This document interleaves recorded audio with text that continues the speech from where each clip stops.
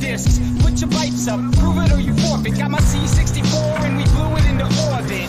M. Bison with 8 straight perfects. Overbold emotions make hate break circuits. In case you heard, it's a named fake service. Optimize our runtime to escape verdicts. Got an integer scope flow that they can't sign. Passing code, didn't sanitize command lines, landmine. So before they'll see me after, I'm advice dog, courage, woke plus velociraptor. Don't prove we're human unless we really have to. My team built schemes that destroy, recapture. Hate what they see, finish this chapter. By the way, we're not any geeks, we hack into NASA. Drink all the booze, hack all the things. Drink all the booze, hack all the things. Drink all the booze, hack all the things. Got this vodka and this Red Bull, they still give me wings. So we drink all the booze, hack all the things. Drink all the booze, hack all the things. Drink all the booze, hack all the things. 0 through 3, we're in every single ring.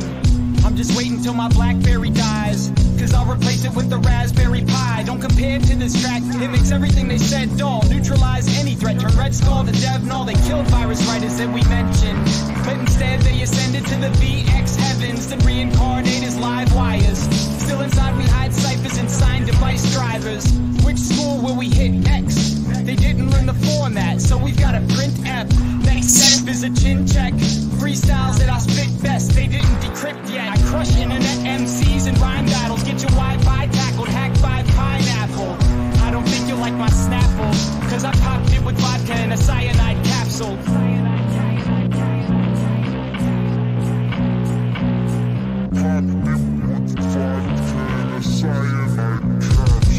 We drink all the booze, hack all the things. Drink all the booze, hack all the things. Drink all the booze, hack all the things. Got this vodka and this Red Bull, they still give me wings. So we drink all the booze, hack all the things. Drink all the booze, hack all the things. Drink all the booze, hack all the things. You know there's gonna be security, right?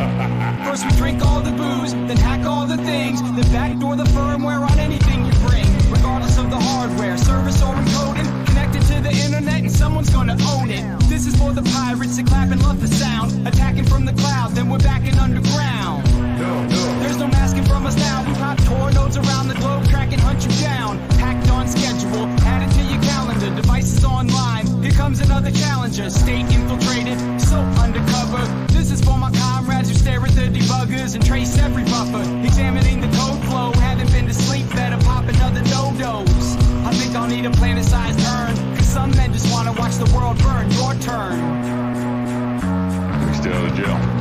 Technologically possible, yeah. Drink all the booze, hack all the things. Drink all the booze, hack all the things. Drink all the booze, hack all the things. Got this vodka and this Red Bull, they still give me wings. So we drink all the booze, hack all the things. Drink all the booze, hack all the things. Drink all the booze, hack all the things. 0 through 3, we're in every single ring. I mean, these servers have more firewalls than the devil's bedroom. Hack all the things. Drink all the booze. Hack all the things. Hack all the things. Hack all the things. Things. 0 through 3, we're in every single ring. Hack all the things.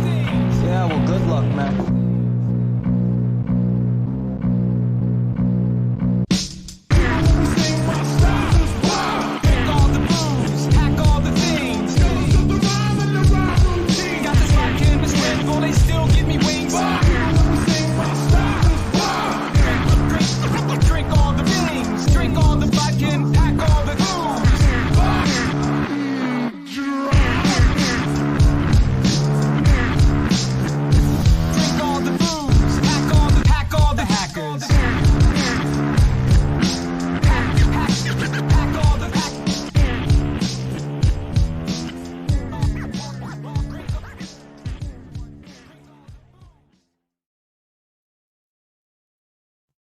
Not every geek with a Commodore 64 can hack into NASA.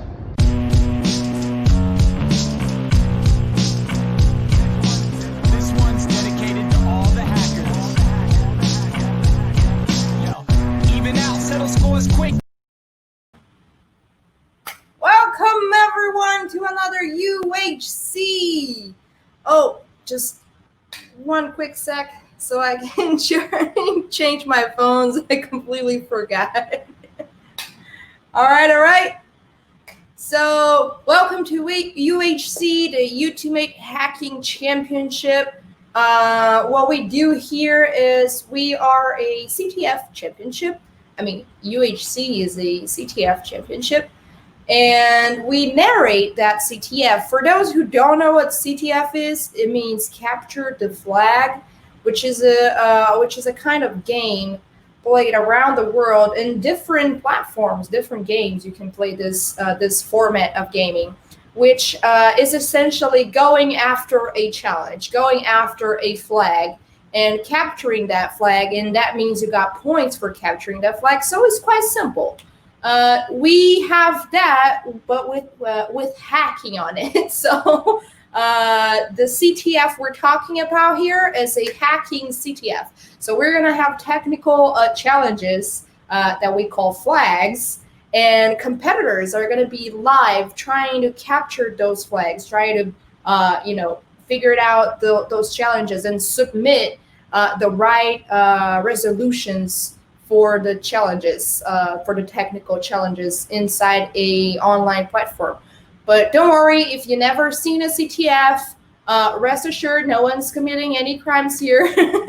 It's all quite legal because everything is done inside virtual machines and virtual environments that were created for this sole purpose, for the championship only. So there's nothing bad going on here. On the contrary, we are giving people everywhere the opportunity to learn and to sharpen their skills to go either work with security or tech related careers, so they can have a safe space to train and to learn and to socialize and get to know people who have the same skills, and just feed on that, just grow from there. So it's very nice.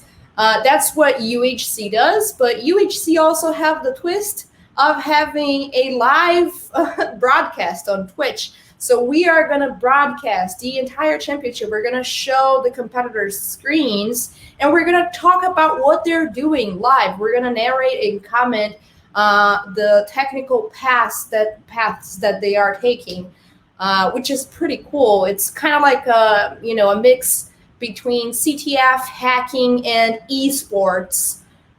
So that's going to be very cool, very nice. We are already in our 14th edition, if I'm not mistaken. It's the 13 or 14 edition. So as you can see, it's not super new, although we are growing right now. Hacking Esports, it's the company that is organizing UHC nowadays, and they already did this for a while. They rebuilt the entire way of the championship, how the championship works. That's very cool. It looks way more professional now. It has very cool sponsors, as you can see. So I'm gonna thank all the sponsors and partners, including Hecate Inc., which is my company, CrowdSec, Bug Hunt, and Celesian. Those are Brazilian companies because I haven't told you yet, but this is started in Brazil. This is a Brazilian CTF style, a Brazilian CTF product created by Hacking Esports, which is also a Brazilian company. So the original broadcast is actually being done on the Brazilian Twitch channel, and we are actually translating what is happening in their environments. You have already noticed maybe that I struggle a little bit with English, and that's because I'm also Brazilian. So English is not my mother language. So if I stutter or say any kind of crazy shit like that, like swearing just naturally, it's because English is not my mother language. But don't worry, we will have a natural English speaker with us pretty soon, and he will help us also with the technical pass and explaining everything. So I am going to bring into the live stream now our other host, which is Dual Core. Oh, he was almost here. Hi. Hey, how are you doing? I'm good. How are you? I am also doing well. you that it's sitting just in the other room of the same house. Just across the hall. Just across the hall for if you're watching and you're confused, we are partners. We just got married literally this week. So yay! Newlyweds! Yay! Congrats for us! So we are actually partners in life and partners in crime. So Dualcore is a rapper. I mean, I'm gonna let him talk about himself. Go for it. Yeah, sure. Individually, I go by int80, which comes from a hacking term. So I found the name int80 by writing shell code for exploits when I was much younger in a former life. And the int actually stands for interrupt. A lot of people see int80 and then they think int is integer, which totally makes sense. But interrupt is an assembly instruction. And so anyways, I would always be writing this int80 in my shell code when I'd be writing exploits. And I thought it looked pretty cool. So picked the moniker int80. And then sometime after that, I teamed up with a talented producer in the United Kingdom who goes by C64. And together, the two of us make the duo called Dualcore.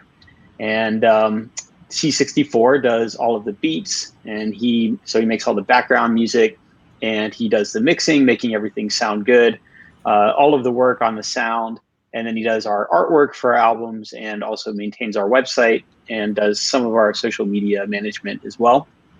And then I'm on the vocals part of things, so I hack computers and then I write rap music about it. So in Dualcore, the responsibilities for me are writing new songs, recording them, of course, and playing shows, and then having the mustache as well. That's the one part, That's pretty the really cool. important part. All right. And so yeah, you can go. Oh, no, that was it. Pretty much, I hack computers and I write rap music about it. And then I have been hosting UHC for several weeks now alongside Marina. And I don't know, it's just been a phenomenal experience. I love seeing all these hackers come in, and I learned something new.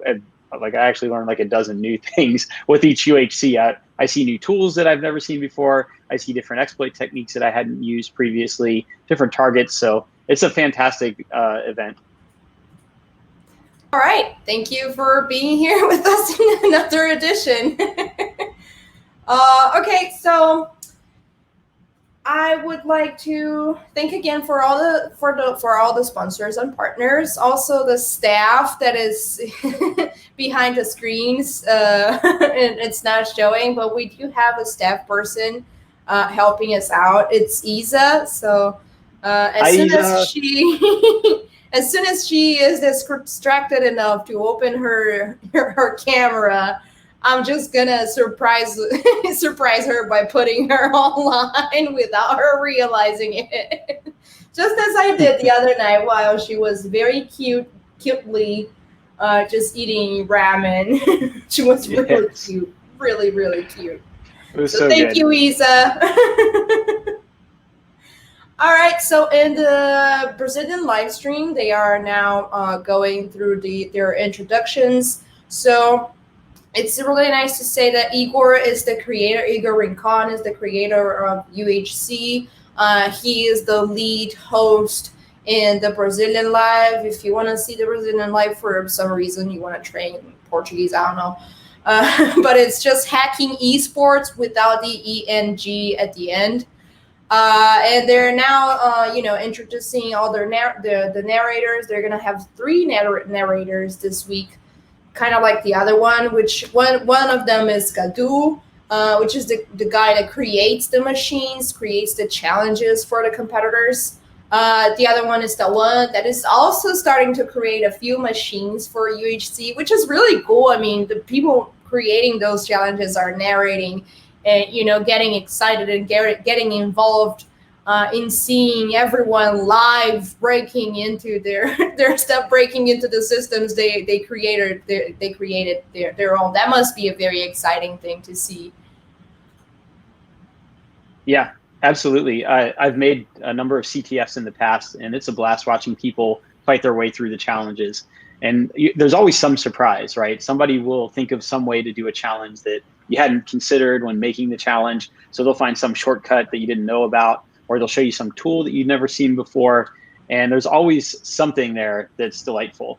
You'll see sometimes people struggle with something, but they fight their way through it, and then they figure it out and solve the challenge, and they are good to go. And seeing that roller coaster ride is kind of like the whole reason to do it, I think. I agree. That was really cool. We kind of don't have a pattern because some of the editions usually it's supposed to take 3 hours from beginning to the end of the CTF, around 2 to 3 hours at least. And that's already a very fast hacking CTF. For those who know CTF and played around in hacking conferences around the world, CTF actually takes like a whole day or days to finish, like 2 or 3, maybe 5. There are CTFs that go through a whole week or a whole month. So 2 to 3 hours, that's very fast. Which means we have just a few flags to go around. And some of those flags are easy, so people can get the points, real quick, or they are kind of hard, so, it doesn't end super early. But that's a hard thing to balance. Like, it's a middle ground where it is very, very hard to navigate if you're creating the machines, because you don't know, what the players are going to know. And also you don't know who the players are going to be until the very day before. So UHC has a qualifying round happening on Saturday. So it happened yesterday to qualify 10 players for today's match. And we don't know who these people are going to be till last night or even today, because some of the winners don't reply fast enough to be part of the Sunday, match. And then you got to change people up. So that's very hard. You don't know the level of the people who are competing. They can be very, beginners that got lucky and for some way qualified for the Sunday match.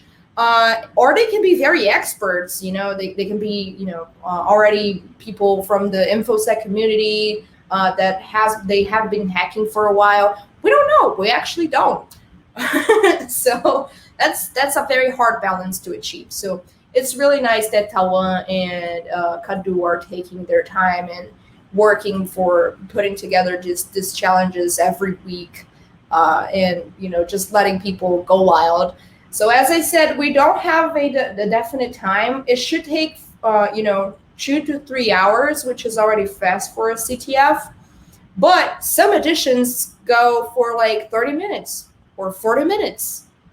Last edition we went for 20 minutes, which was the record. And it was amazing. Kawe did all the flags extremely quickly, one after the other. It was something that we've never seen before. It was actually very exciting because we were thinking that other people were going to submit flags.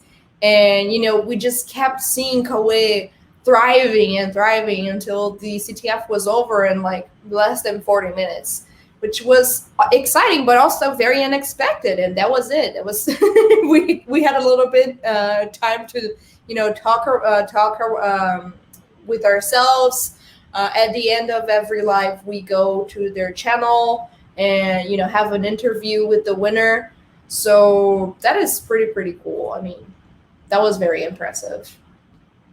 Yeah, that was record time last week. I mean, we were like excited that somebody got on the board very quickly. And I think right after Kawe got his or their first flag, there was somebody else that submitted the first flag as well. And Marina, you actually caught that one live. You saw them get that first flag, which is also kind of a unique experience here. It's hard to know amongst 10 players who exactly is right about to get that flag. So Marina just had the luck of the draw and happened to catch that first flag. And then, I don't know, I won't say unfortunately, it was just surprisingly, I'll say, Kawe was just off to the races. And it felt like almost immediately Kawe had that second flag, and then shortly thereafter that third flag, and that was the end. And like you said, that was record time, like 20 something minutes.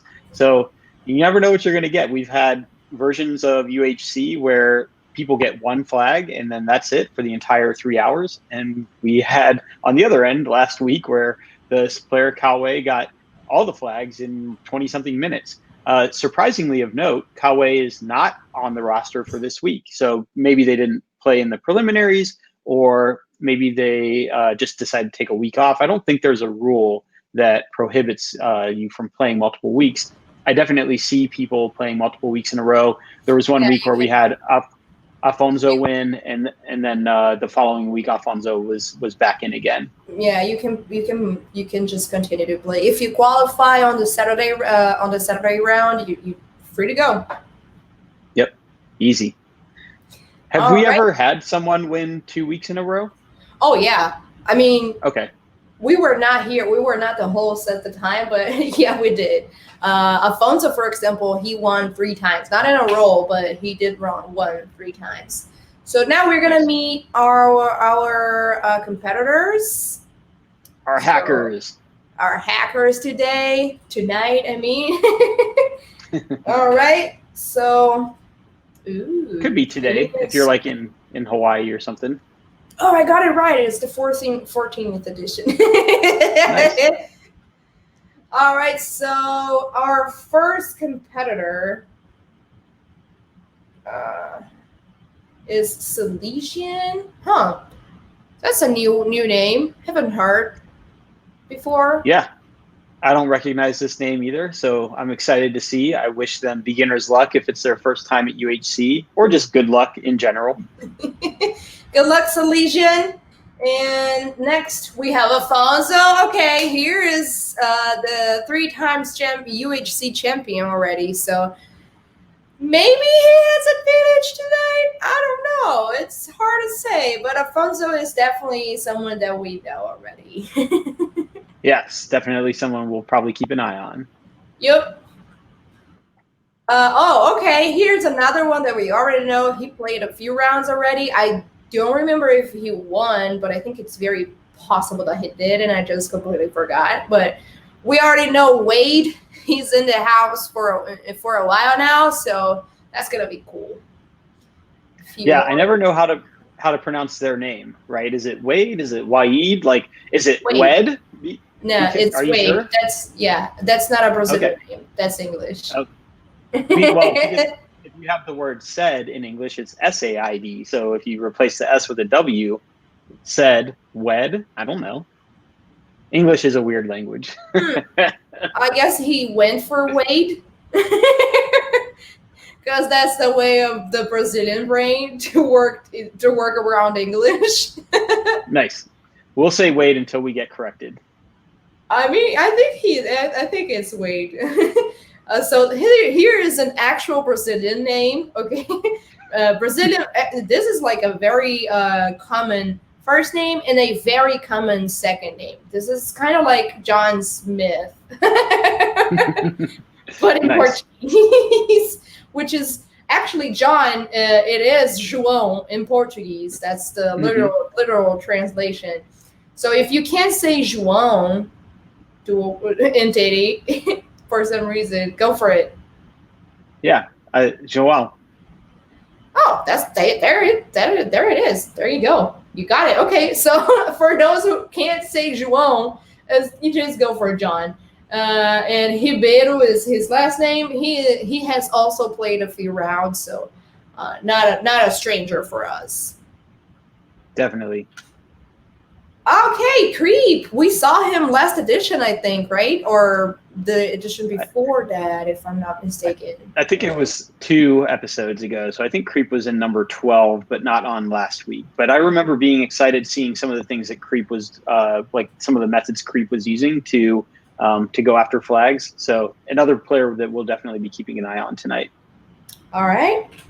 And we have Souza, also another name that we've seen a lot in the few past editions.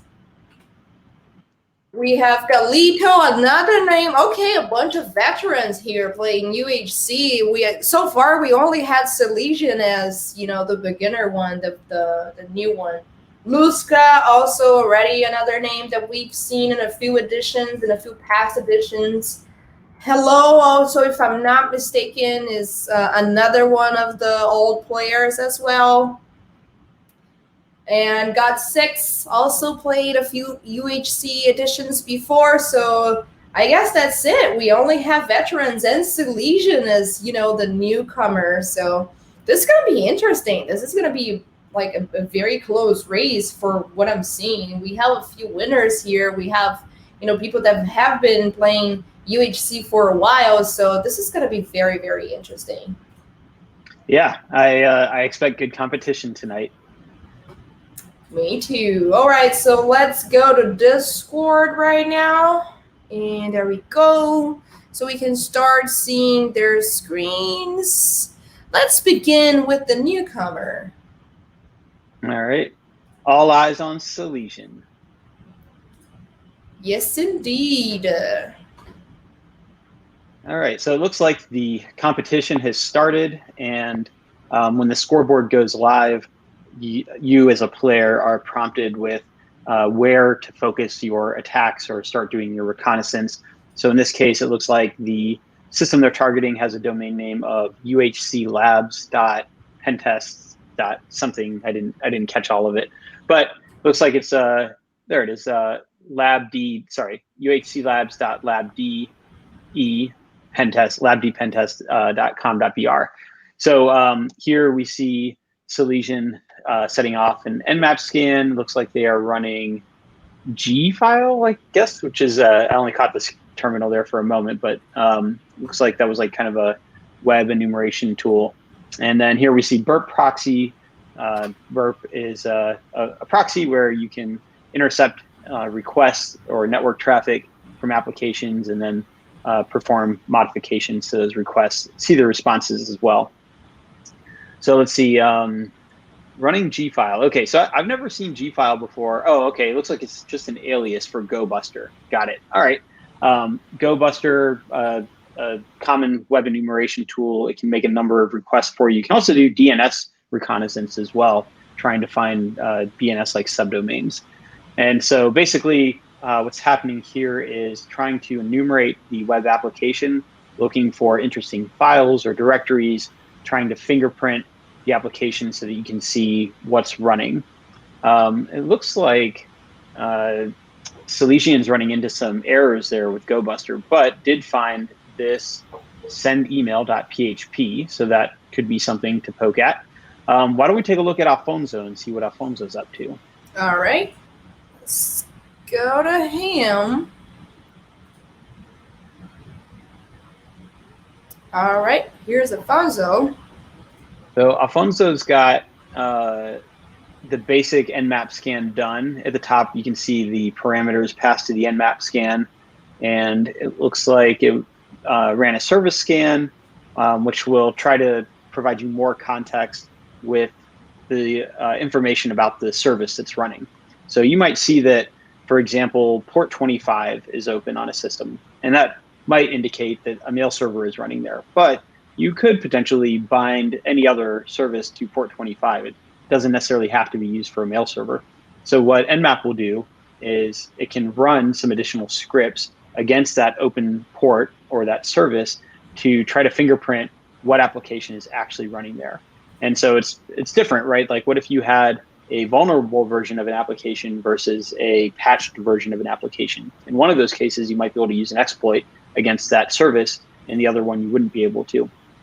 So here we just see Alfonso setting up some initial recon, I guess, going through results of some scans that have run. Looking at Nikto results here. Nikto is a common web vulnerability scanner. You can point it at a web application and it will test for different issues. Looks like when Alfonso ran this Nmap scan, we see, I think there was like 990, I saw the number 998, and by default, Nmap will only scan the top 1,000 most common ports that are used. So it is possible there's a potential number of, I think, 65,536 ports total. And so when you're only scanning 1,000 of those, it's possible that you miss 64,000 and change. So that might be something to consider as well. If if you're not getting anything on the web application, you might decide to pivot and go back to doing more reconnaissance, looking for more open ports. Why don't we go on to Wade and see what Wade is up to? Alrighty, let's go check on Wade. Here we go. And that's his screen right now. Oh, there is something going on here. Yeah, so Wade is running WFuzz, which is another web enumeration tool, very similar to GoBuster. You can pass it a list of file names, I should say, and specify places to apply those names from your list. And so just like GoBuster, you can use it to make a bunch of HTTP requests and find different directories or files that may be exposed. And so here, Wade found that there is an admin page, and now they are looking up a particular header that was used. So looking at the origin header, X-origin header, and trying to learn about what the web application is expecting for interaction. So this is the common protocol in hacking. You do some reconnaissance, you find something, you don't know what it is, or maybe you're not intimately familiar with the subject, and you go look it up. And you learn on the fly. Why don't we hop over to João? João.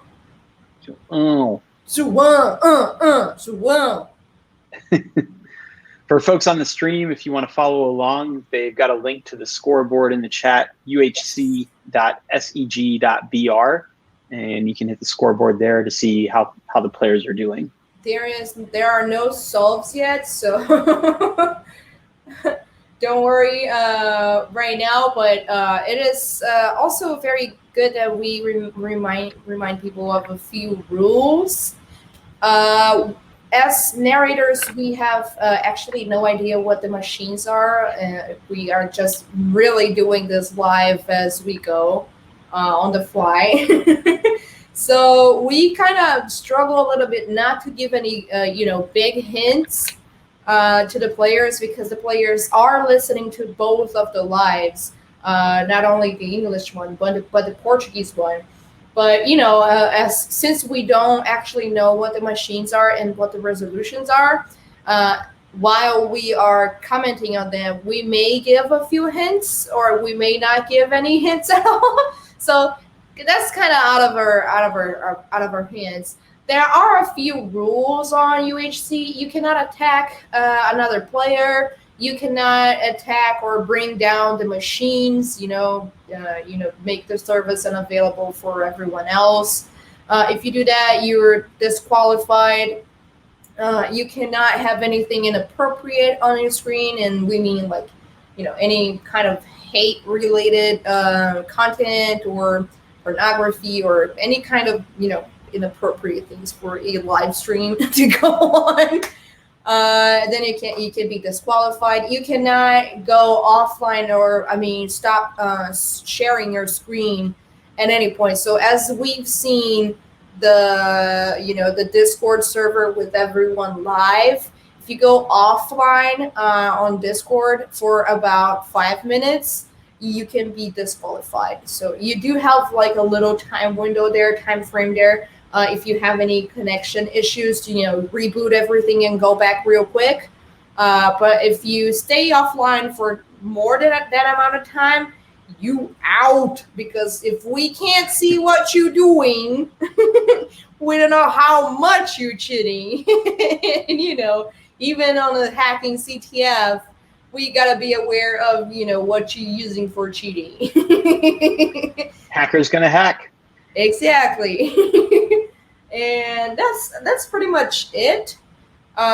We do have the advantage kind of point format. If you the advantage goes to whoever have submit their points first.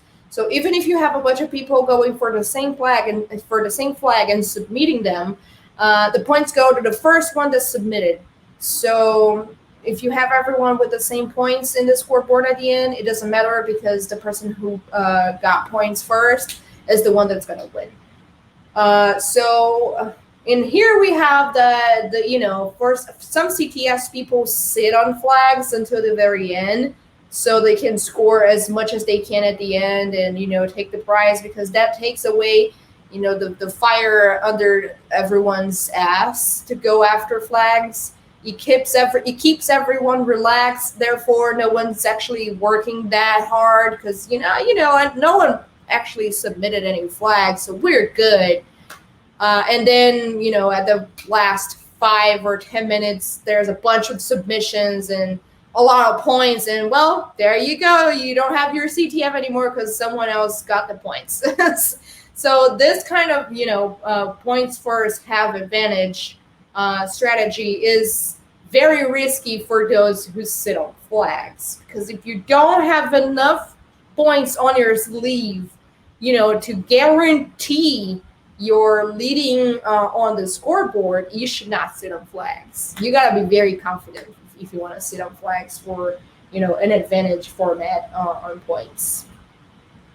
Yeah, it can definitely backfire in a CTF where basically the first person to the goal wins.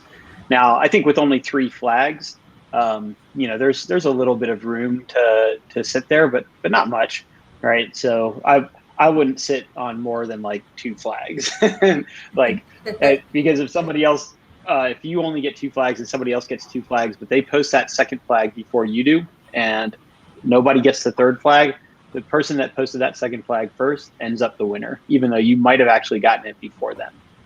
But there is definitely that aspect of kind of lulling people into a more relaxed approach if they see that, nobody has any flags or only a few people have 1 flag. And meanwhile, you're off to the races going for your third flag. I think you could also have kind of the inverse reaction, right? Where if you sit on 2 flags and it's kind of getting like later in the game and, a few people are on the board, but nobody's really gotten that second flag yet. If you post those 2 flags right away, it might make people frantic and anxious, and they don't focus as well because they're so concerned about trying to catch up, and they think that you're about to get the third flag. And so maybe they don't, maybe they lose sight of what the path is. So lots of potential mind games here. And my take on CTF is to always just try to do my best. I know there are lots of people that are better than hacking at me. And so my goal is to just try and learn and have as much fun as I can. And, I don't have the capacity for the mind game. So I just kind of post things as I go. There is a reason why CTF, hacking CTFs are also called war games. Yes. Around the, among the OG hackers that, used to go to hacking conference, because now we're not going anywhere. But CTF started around the 80s, the 90s, kind of. And it was very rare to see CTFs going around because it does take a little bit of, technical complexity. So you can build the machines and, people can actually share a same platform and submit the flags and all that. So it took a while from, the computer scene to grow and the hacking community to grow as much as a CTF needed to actually happen. But as soon as CTF came around, it was a very big success because it was a safe way to practice your hacking without going to jail. And that's kind of important, if you want to be a hacker, you want to stay out of jail. Yeah, can't be gainfully employed if you're in prison. Yep, exactly. So that's why CTFs started to be very, very popular. And then, companies started to sponsor CTFs because CTF started to be a very, very good place for you to find talented people with very good technical skills and wanting to actually learn and practice on a very safe environment, on a very, as honest as can be environment. And it got very popular throughout the 2000s and 2010s till today, because it started happening in every hacking conference you can imagine. It happened more, it happened first and more on DEF CON. For those who don't know, DEF CON is the biggest hacking conference, we have nowadays. I think it's one of the oldest as well, if I'm not mistaken. I do know there's a few older ones. But DEF CON is pretty huge. You probably heard about it. If you didn't, just go quick Google search DEF CON hacking conference, and you can be very impressed with the size of that. It happens every year in Las Vegas. It didn't happen this year in Las Vegas. It happened online on safe mode. But anyway, so CTFs started to be very popular and went around a lot in hacking conferences. And now we're kind of conquering, the internet through Twitch and live streams as we can do. And esports, I guess, now with UHC. So that's kind of crazy. Yeah, it's a really cool crossover. And, CTF is something that I've done for a number of years. And it definitely goes from the whole spectrum of casual to like super serious. And so, on the casual side, sometimes there are just fun, easy, simple CTFs that teams will run on a weekend, or there's like war games that you can play. There's Hack the Box, there's Try Hack Me, Over the Wire, or Pull the Plug, Smash the Stack. And these are all ones that you can do at your own pace, and they're just all, constantly available. And then all the way up to the most serious one that I think I've ever seen is the DEF CON CTF. And that one is like the entire weekend. And if you're playing the DEF CON CTF, it means you've got a team that's very coordinated who made it through the qualifiers. The qualifiers are, I think they run for like 3 days. And those are all just online and remote. But if you're at DEF CON and you're playing the actual DEF CON CTF, that's probably the only thing that you're actually doing while you're at DEF CON, because it's an intense competition. You've got no time to go do other things, and it goes through the entire weekend. So it's a whole spectrum, and you can start, pretty much anywhere. And I always think that the great thing about CTF is it's like you said, it's like a safe environment. You can, start playing and you don't have to win anything. I've seen people play CTF just from their phone and still get points. So, wow. You can still learn things and play. You don't have to be the best at it. One of the things I just wanted to call out real quick, we're watching Creep currently. Everybody's still looking for this first flag. And what Creep had up on their browser was they found this admin.php file. And so they tried to go to this admin page, and the admin page returned with an error message that said something about local access only.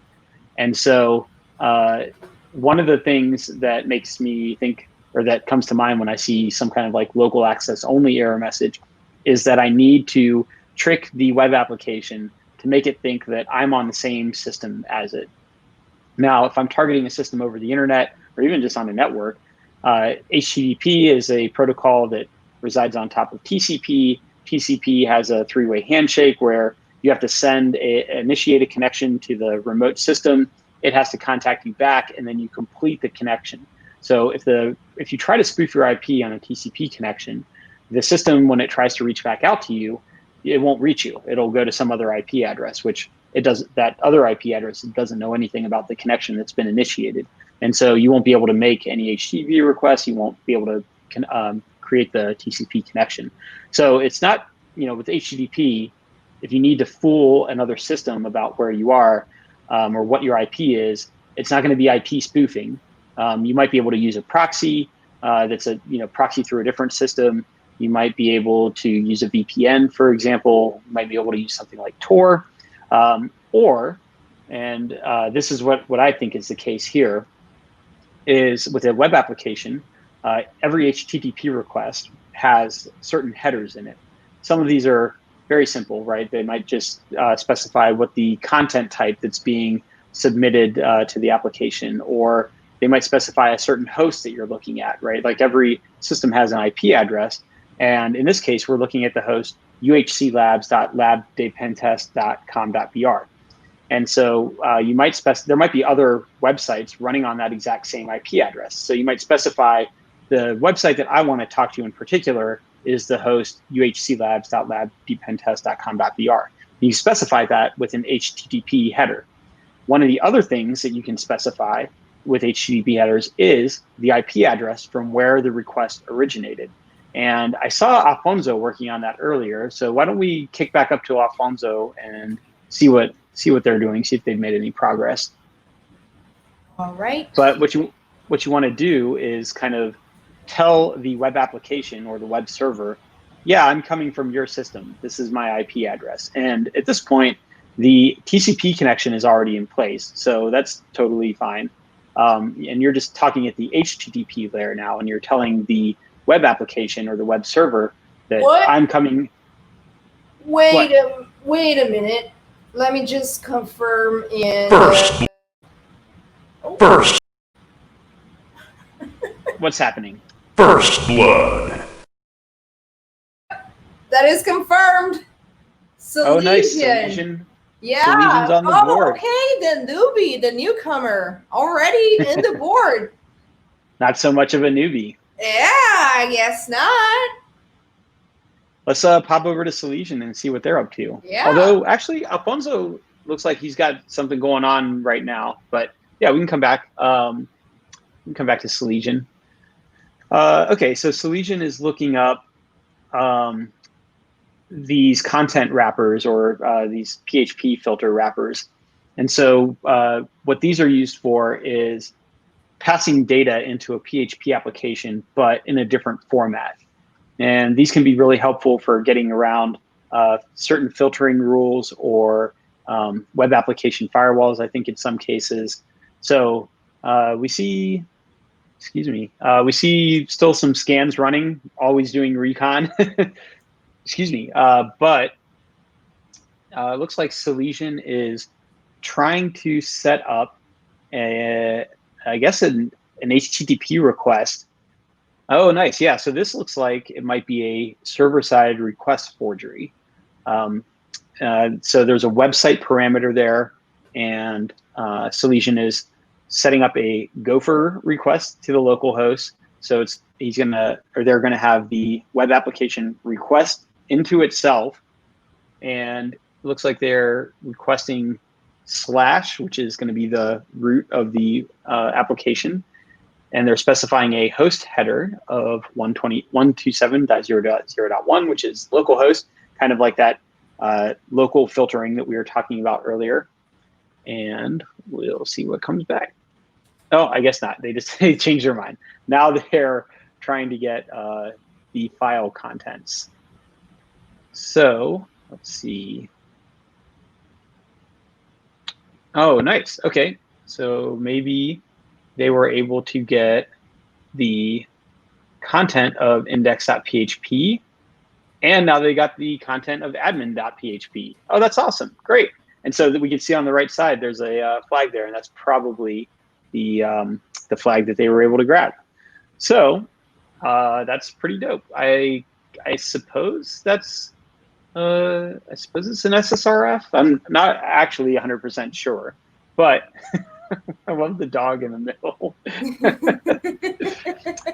Why don't we go take a look at Sosa and kind of keep working our way down the list of players here and see what folks are up to.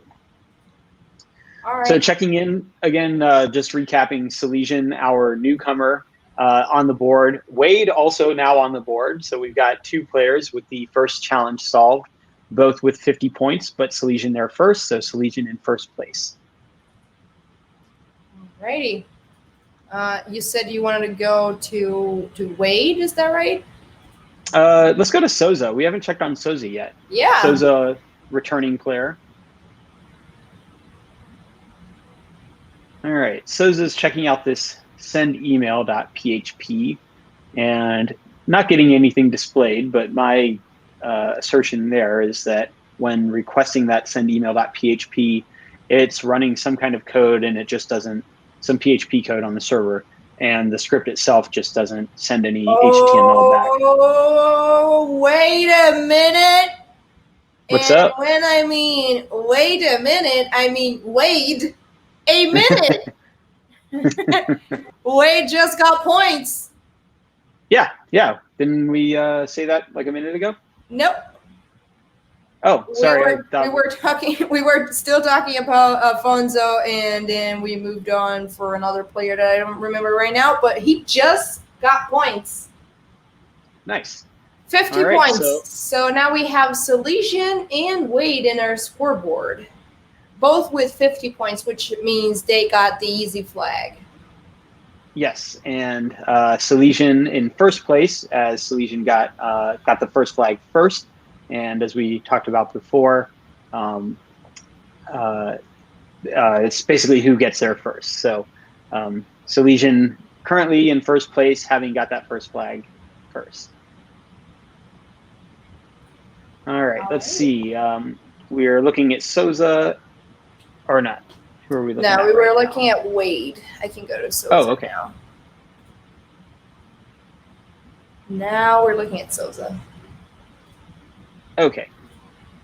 Okay, Souza looking at this send email.php script and not seeing anything in the browser, but what that probably means is that the requesting the send email.php script executes some code on the server, so some PHP code on the server is running, but it just doesn't send anything back to the browser. So it doesn't send any JavaScript or HTML or anything like that. My guess is that there is probably something else that transmits some data to this send email.php file. Maybe there's a form somewhere. We see it's in a subdirectory called inc. So actually that makes me think it's included somewhere, inc being a common paradigm for files that are included. And so maybe there's some other file in the web application that includes this send email.php. So that, to me, seeing the /inc subdirectory would make me start looking for local file inclusions. And I think that's probably what Celesian was doing earlier. Let's take a look at Galito. All right, here we go to Galito. And I'm going to drink some water. You can drink your water. Jesus, Discord, stop! God damn. It just wants to know if you're having a good time with Discord. I am not having a good time with all of your questions. Yeah, I was until you started asking me about it. Oh, wait a minute. We got another point. We got more points. And it's nice. Hello points. Yep. Hello got 50 points. Another easy flag down the drain. Excellent. Let's see. So you bounced over to Hello? Yep. This is Hello screen right now. All right. Let me load them up on my monitor. I've got two systems running. I've got my laptop, which is connected to the stream here. But in the view, the screen that's getting streamed is very small, so I can barely see anything that's happening there. So I've got a second monitor that's got the Discord on it with a bigger screen. So it looks like Hello is just kind of setting up some PHP code on Pastebin. Why don't we go look at God6? All right. So just remember right now we have 3 people in our scoreboard with Hello submitting the easy flag as well.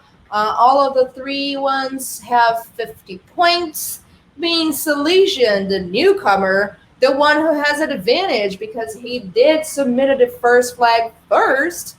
So that makes him the winner so far, but we still have a lot to go around here. We still have 2 flags for every player to crack, which means way more points. We have the mid flag, the mid game flag or the medium difficulty flag still to go, and we do have the late flag, which is the most difficult one, the hard one, still to go. So Celesian, Wade, and Hello the three of them have 50 points, being Celesian in front of everyone with the easy flag so far. So that's how we go right now.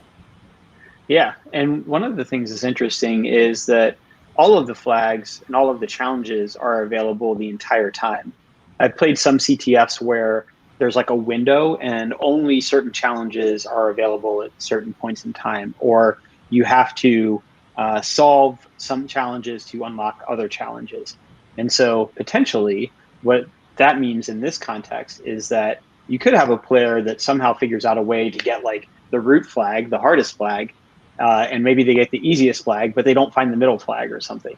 And so I always like that aspect, right? Like sometimes you might solve a harder challenge and not have solved the preceding easier challenges. Right now, looks like God6 is just kind of doing some troubleshooting, or maybe just working on that local access issue with the admin script. So why don't we kick over back to the top up to Celesian and see what Celesian's up to. All right, let's go check the newcomer, what he's doing.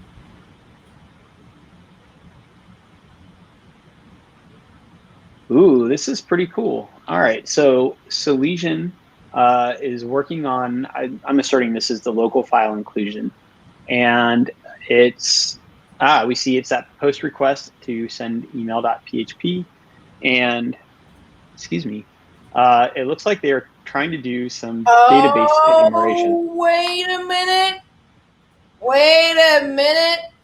We got more people in the scoreboard now. We got Afonso and also Creep.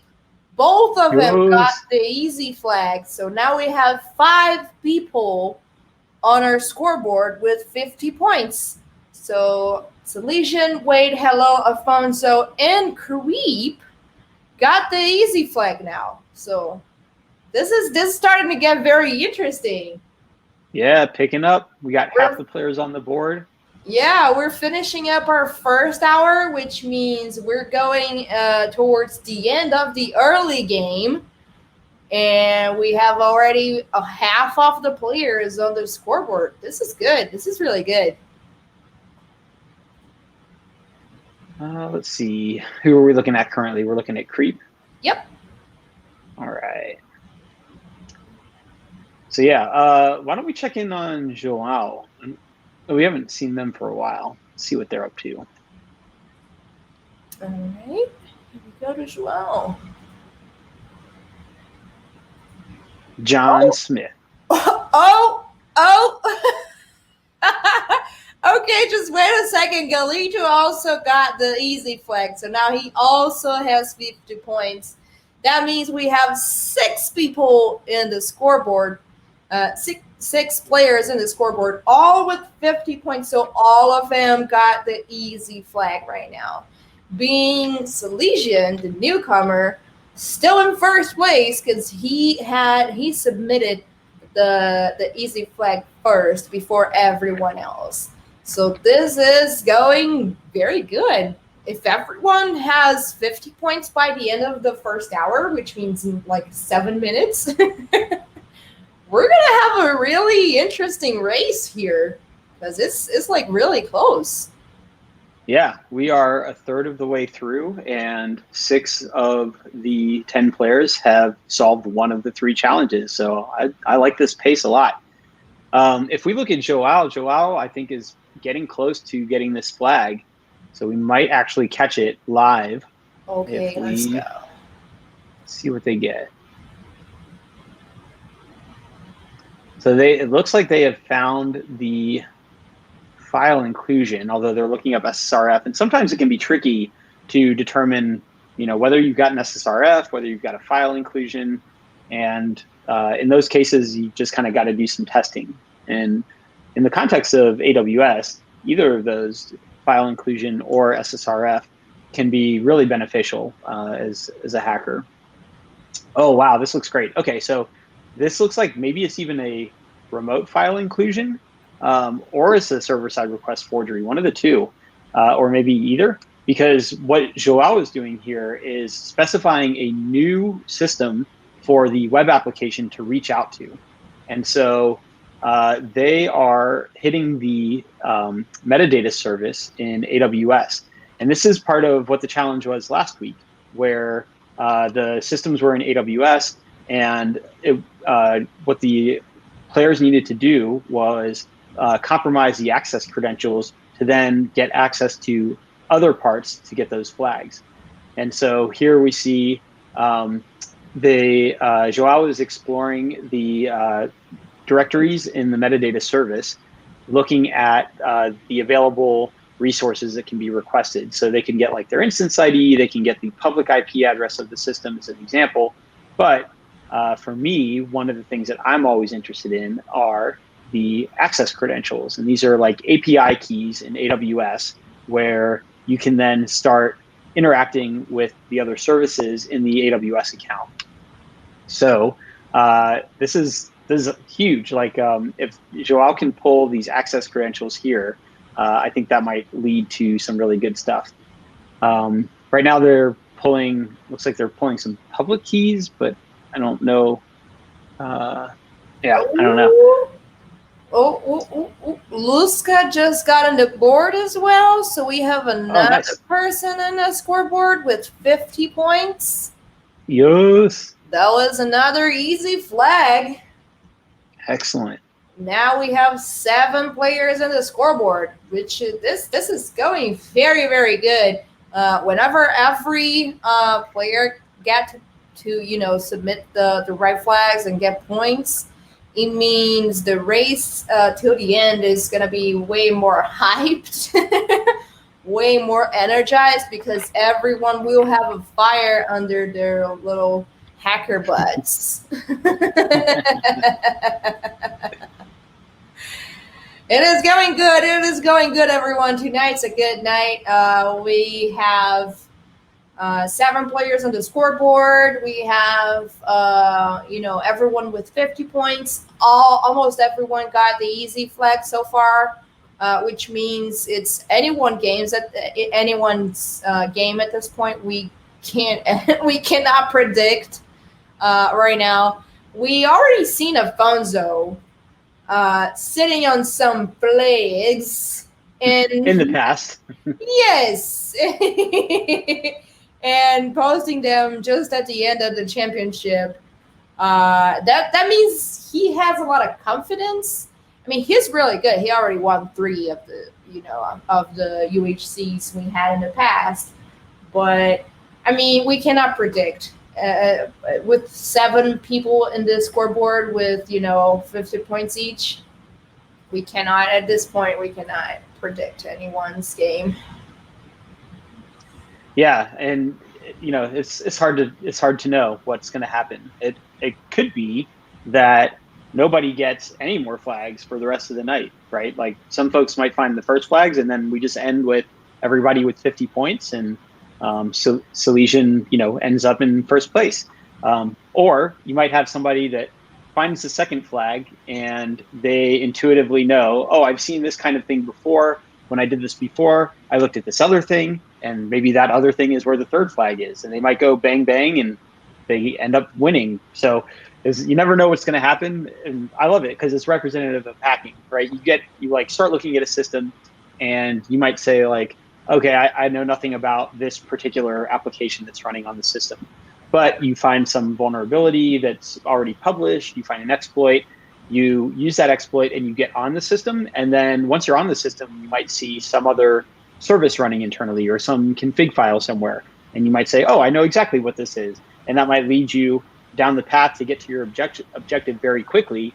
And so that initial bottleneck of trying to get the one flag, as an example, was just not representative of the rest of the environment.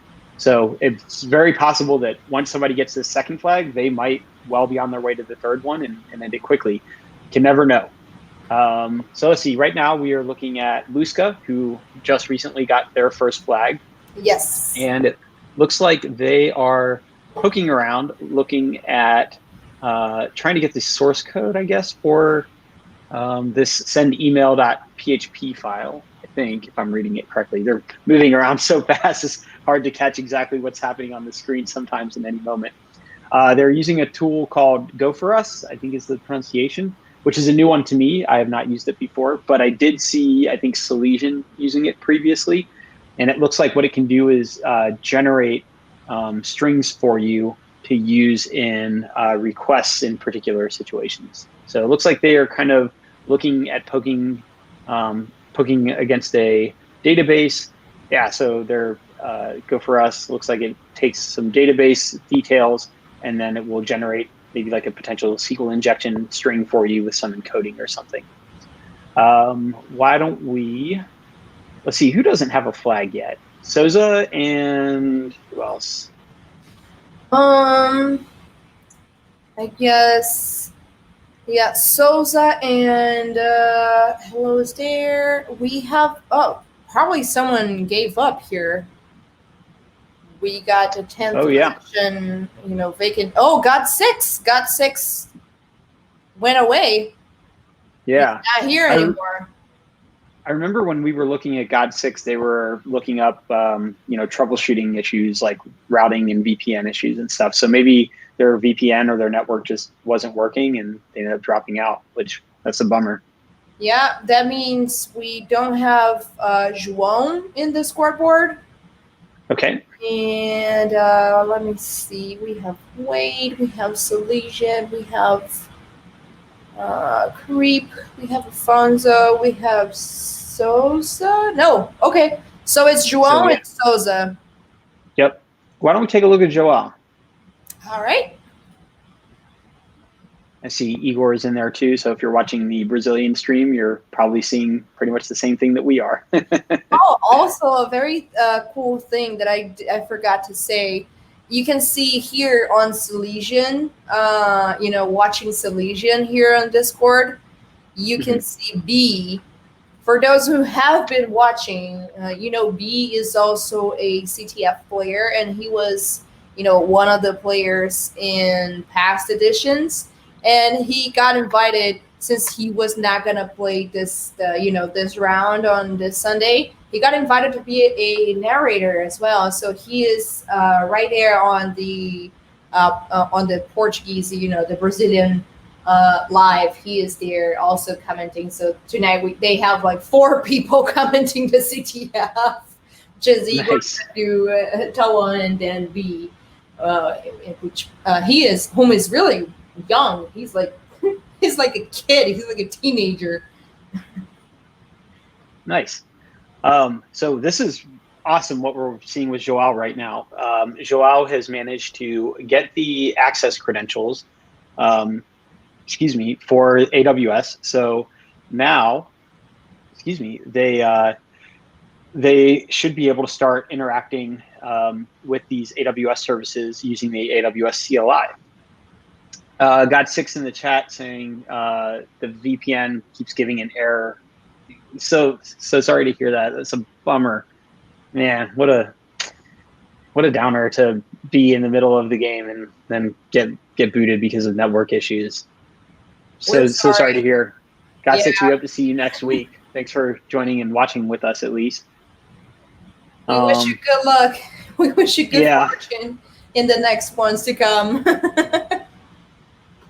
Next week, God6 going to be back with like an OpenVPX exploit or OpenVPN exploit. Yeah. Oh, see, let me real quick. Last time, I showed also,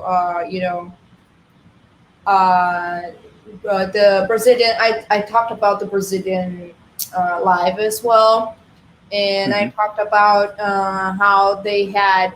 One of the guests was a very young kid called Andres Alfonso. I don't remember, but I think it's Andres Alonso. And he was a kid, Brazilian kid with 15 years old that got a very, very good 25K dollars bounty by reporting an Instagram vulnerability, which is really cool. And we were interviewing him last time, and talking about how his parents were supporting him, and knew all along about his bounty submissions, because that's not the first time he submitted bounties.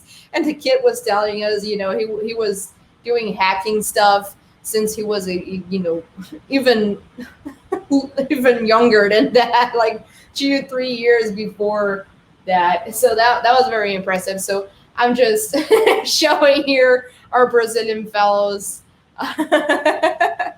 And Carlos Krausek, which is Cadu, just here on our screen. Everyone just coming around to say hi on our comment section. We welcome all Brazilians to our crib.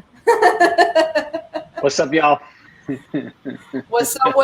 All right, okay. Enough with the Brazilians. Stop with your hue behe here. I see. Did we get reverse rated? What? Did we get reverse rated? Probably. All right, let me go back to Discord here. Otherwise, it's gonna be very, very hard to contain the Brazilians in the chat. I know that because I am one of them. Yes. One of us. All right, we're back. We're back. All right, so looks like Joao was able to get the Etsy password file, which is cool. So now you know the accounts that are on the system, and that can also tell you about applications that are installed in the system. So we saw that like Nginx is installed, MySQL is installed. I think TCP dump, there's a user there. Yep. And we see EC2 Instance Connect.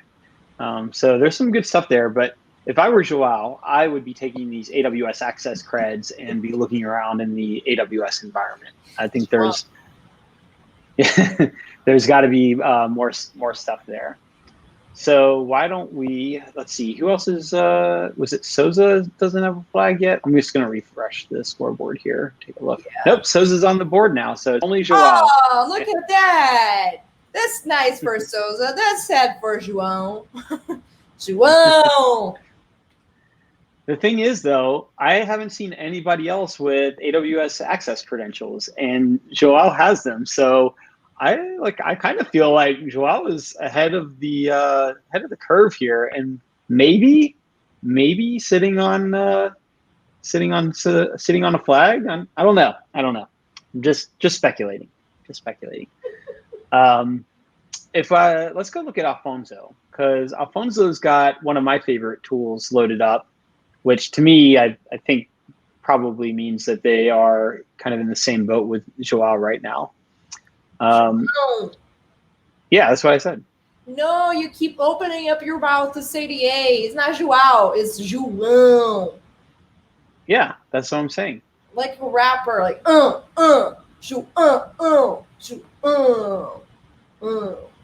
I don't know anything about that. You're the rapper. No. Or just João Ribeiro. John. How can I freaking translate Ribeiro to English? I think it's Smith. Nah, it's not Smith. It's like Ribeiro is it can mean like Ribeiro means in the in the limit of the river, in the people who live on the river. Mm-hmm. I don't fucking know how to say that in English. Can I tell you something really cool? Sure. Celesian just got the medium flag. Oh crap! Oh, okay. Wait a minute. Which screen I'm looking at? Oh my god! Wait a minute. Let's watch Celesian. And yes, he did. He has 150 points now, leading the scoreboard. Celesian, the newcomer, just taking it home. Okay, all right. It looks great. Yeah, and it looks like they wrote their own SQL or a Python script to do the interaction with the MySQL database. So now what they're doing is they are specifying SQL queries, and their custom Python script is making these queries for them through, I guess it looks like through the Gopher request. But what this essentially allows them to do is to make to essentially interact with the database like they're connected to it. Excuse me. They are, they're going through a separate web application, but now they can start dumping content out of the database. And if there's a flag in the database, they might be able to find that flag. So this is super cool. We see a bunch of, weird text on the screen, right? Closest to the command line prompt, you see a lot of % and then 2 characters, %A3, %00, %00, %01. This is URL encoding. So this is like a way that you can safely pass characters to web applications, and then the application can decode those characters into the originals. So here it looks like, Celesian is trying to get the username and password for every account that's in the database. And it looks like they're going after the MySQL user table. So these are like the actual database accounts, not the accounts that are in the application. So let's see here. So this is kind of cool, right? You've got a few different moving parts. You're kind of doing like a not real, I don't know, maybe like a SQL injection kind of, but then you've got to do this encoding, and you've got to proxy the request through the web application through this vulnerability in the application. So you kind of got these different variables at play or in play and make everything work out. So it looks like here they found a password of password and a user of user is kind of what I'm seeing in this bottom blob of encoded bytes. Now they're looking at the databases that are available. And let's see, what can we make out of this? There's the information schema database that kind of tells you about what's in the database, like, and then there's test I saw, and I think I saw test 1, 2, 3. So just so you know, I gotta tell you all, because this is very important. João Ribeiro, John Rivers Side House. I don't fucking know how to translate his fucking name to English, but he just got in the scoreboard. Nice. 3 points to João. All players on the board now. Sup, John? Welcome, John. This is not. This is really cool. This is, I forgot. This is Celesian screen, the newcomer screen. Yes. So yeah, I cannot understand a fucking thing of what's going on here. I don't know how Celesian can see that text. It is awful with the little doggo watching you. The dog is so good. I love it. Look at the doggo. The doggo's watching you. So yeah, I really think that we're going to see somebody get all 3 flags tonight, because we are just over a third of the way in, and everyone is on the board. So everybody's got one of the 3 flags, and we're seeing Celesian build their own Python script here to try to exploit this vulnerabilities. So why don't we go take a look at, I don't know, let's see, who's right behind Celesian? Wade. Why don't we take a look at Wade? Wade. All right, let's go to Wade's screen. Wait. Here we have it. All right. And here's Wade's screen. Wade is looking at what looks to me like a web server config file, specifying the server root, what port it listens on, etc., virtual hosts, the server admin. These are all like parameters in the web configuration. So maybe they got this config file through the file inclusion. I'm thinking I'm thinking this has to be like a RFI, like a remote file inclusion. It's the vulnerability, but you can treat it the same way as an SSRF because you can have the web application reach out to some other system, just like you would with an SSRF.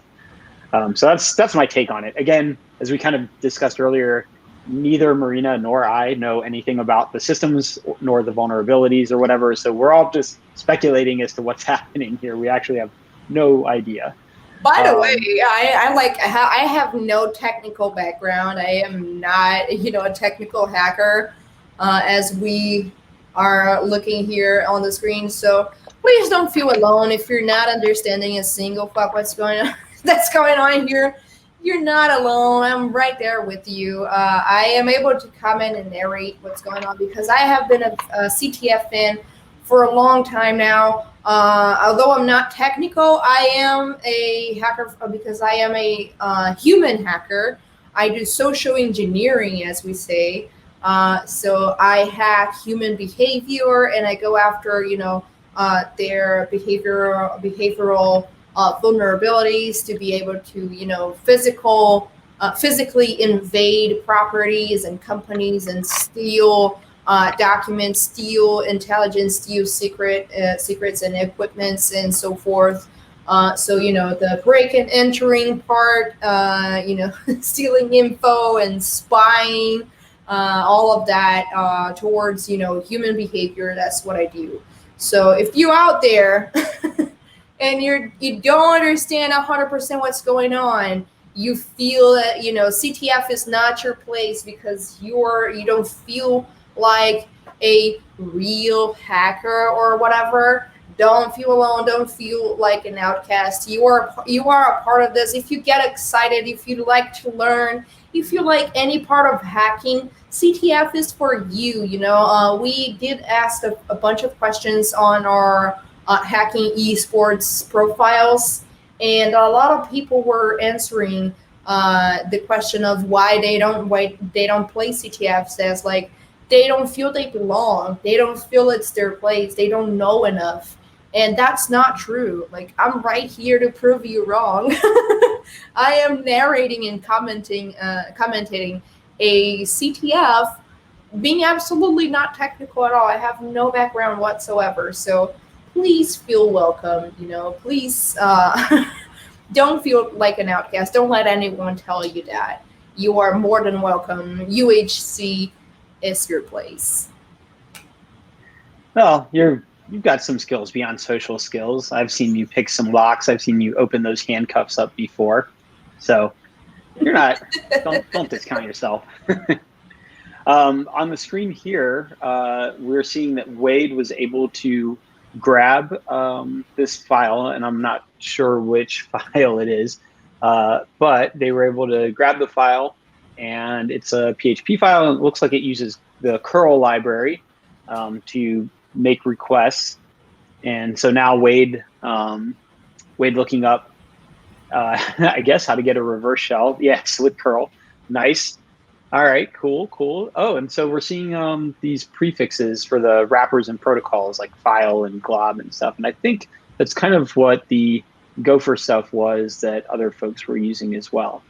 I'm just going to check the scoreboard real quick and see how folks are doing, because now all the players are on the board, so you never know when somebody's going to get, another flag. And if it's Celesian that gets that flag, then everything's over. But if somebody else gets a flag, then you've got multiple people with that medium flag conquered. We have officially entered mid-game as per now, so we are on our second hour of the CTF. So now is where everything gets very, very stressful. You have the pressure of someone already having the first flag and the second flag. So it's, easy and medium one. So Celesian is already going for the hard one, while everyone else is still going for the mid one. So it is a race against time between Celesian and everyone else. Celesian being the newcomer, Celesian being a name that we're not used to see here, which is quite impressive. And I mean, It is. It is. I want to say it's anyone's game because we have some very strong names here tonight. We have Afonso, who's very famous for sitting on flags. So he might, just be waiting for, he might already have the mid flag in his pocket and, working on the hard one and just a few minutes from now probably going to post them or not, or he'd probably be struggling. Well, I don't want to assume, but still very exciting because everyone's in the scoreboard. So as long as Celesian, even with Celesian being in front of everyone, there's still a lot of stuff that can happen from mid game to late game. So who knows? Yep. Who knows? Speaking of Alfonso, let's go check in on Alfonso. Alrighty. See what they're up to.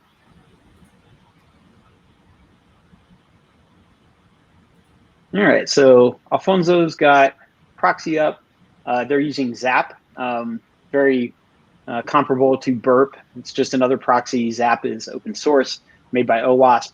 Burp has a community edition, which is free. There's also a pro edition, which costs money. Zap, I don't think has a pro edition, but has a lot of the same features and functionality, so you can accomplish pretty much the same stuff with it. And it looks like they are working on this. I'm just going to keep calling it a remote file inclusion because that's what my gut is telling me. And I did see Alfonso earlier was getting some data back from the database. So it looks like maybe Alfonso's trying to, they're making a connection to port 3306, which is the port that MySQL and MariaDB listen on. So it looks like they're trying to do some database interaction here. Excuse me. There's a number of different aspects in play. You could focus on the application side. You could focus on the AWS side. Inside of the application, you could go for trying to read files off of the system. You could go for trying to pull another file in, right? If it's a remote file inclusion, you should be able to stage a PHP web shell somewhere and then tell the vulnerable application to include your PHP file, in which case it should pull your PHP file down and start executing that code. And then you have a shell. You could do like a reverse shell or whatever, but that could get you more access into the system, right? And that might make things easier to look around. So Alfonso, I think, taking some time to plot a course. Why don't we take a look at Wade? All right, here we go to Wade.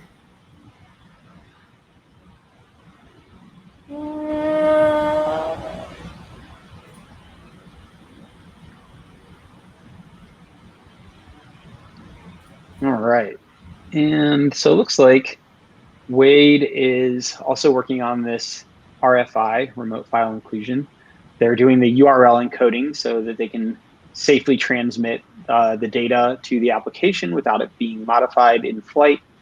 And it looks like they are just trying to figure out what to go after.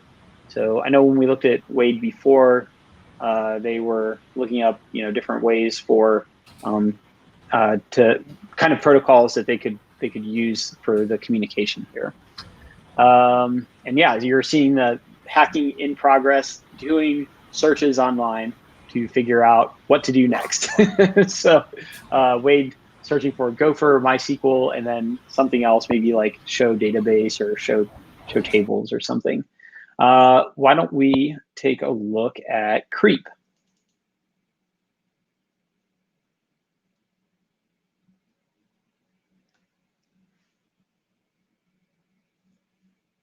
I think, yeah, there we go.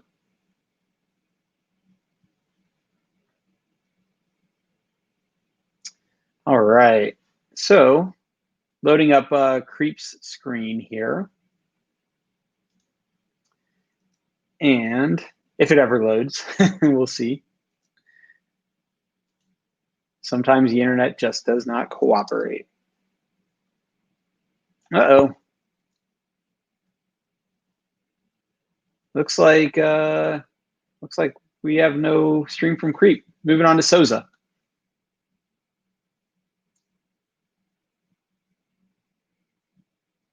Alrighty.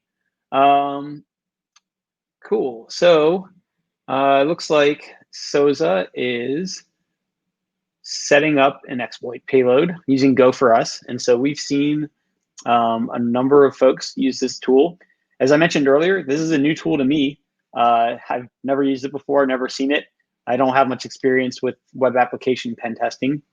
And so let's see, getting a response back that the message should have 15 characters.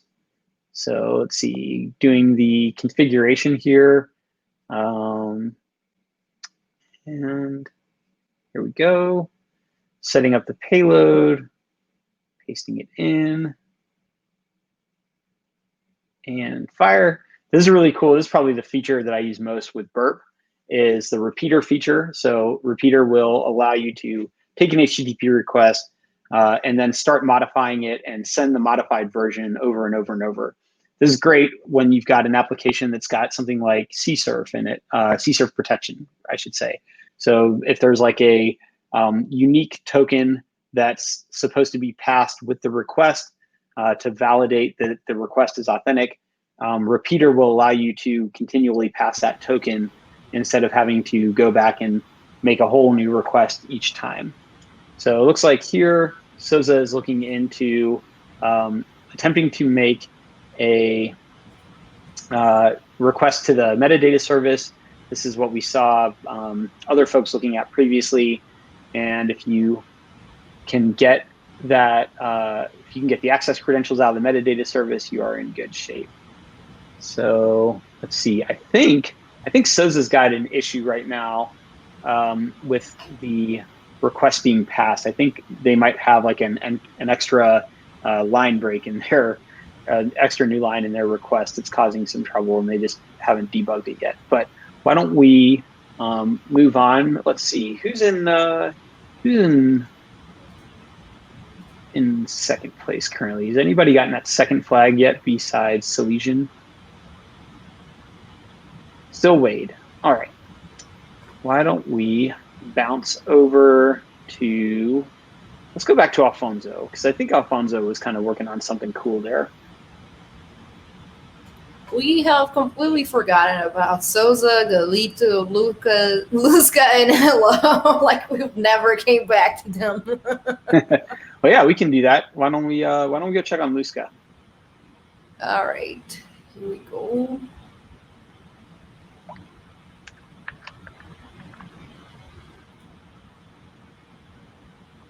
Here we have Luska. All right. So yeah, just like we've seen with all the other players, they are setting up this request with the encoded payload, trying to make requests out to some other system or maybe to a different file. And so from what I gather, what's happening is there's a vulnerability in the application where you can pull in some other resource. That could be a file on the same system. It could be a file that's on another system. But in order to do that, when you specify which resource you're going to pull in, that string, the resource location, needs to be encoded. And so it looks like Go for Us does that encoding for you.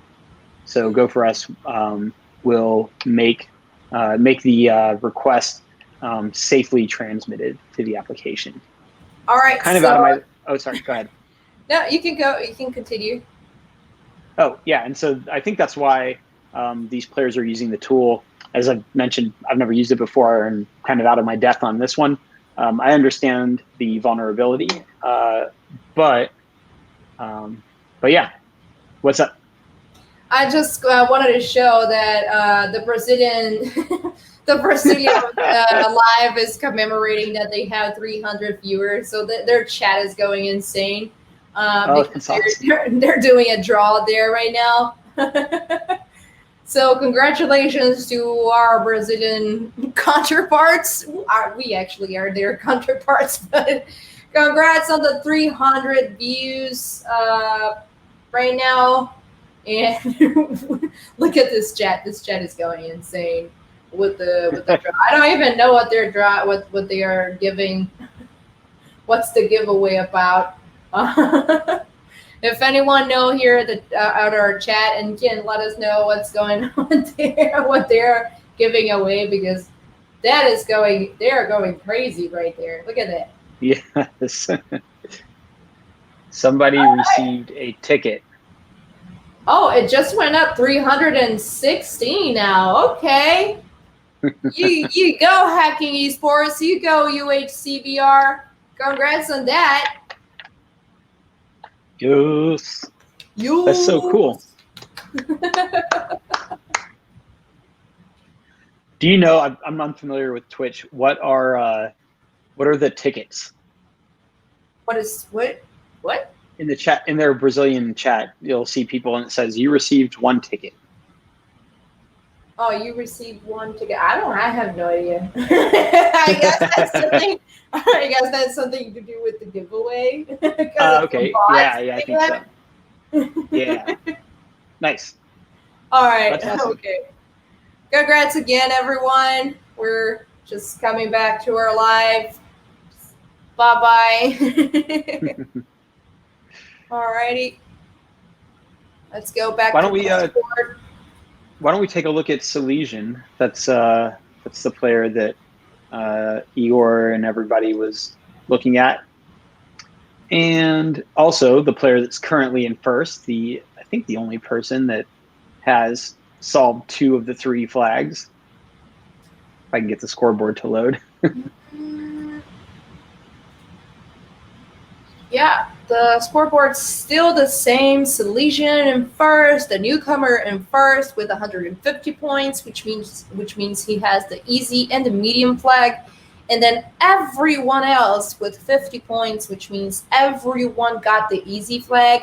Everyone did it in the early game. Mid-game, Celesian started very early with the mid flag, getting the advantage of the scoreboard with 150 points. Wade was the second one to get the 50 points, the easy flag, followed by Hello, and then Afonso, Creep, Galito, Lusca, Souza, and last but not least, João. So that's how our scoreboard is looking right now. And honorable mention to God6, who was playing but ran into networking issues and had to drop out. F in the chat. Press F.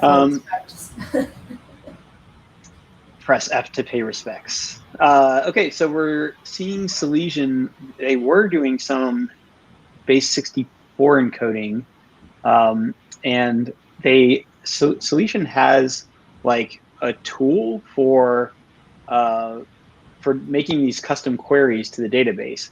So my take on that is that if you can do a custom query to the database, there might be some path for privilege escalation there, depending on the version and database management system or the engine. You might be able to do something like upload a shared object, like a library or whatever, which then can get you a shell as the database account. So let's see. My screen for Celesian is not refreshing, but so I'm watching yours now. So let's see. Celesian looks like they're hex encoding their payload, and then I guess they're going to pass it into something else that's going to decode it, and we'll just see what comes out of that.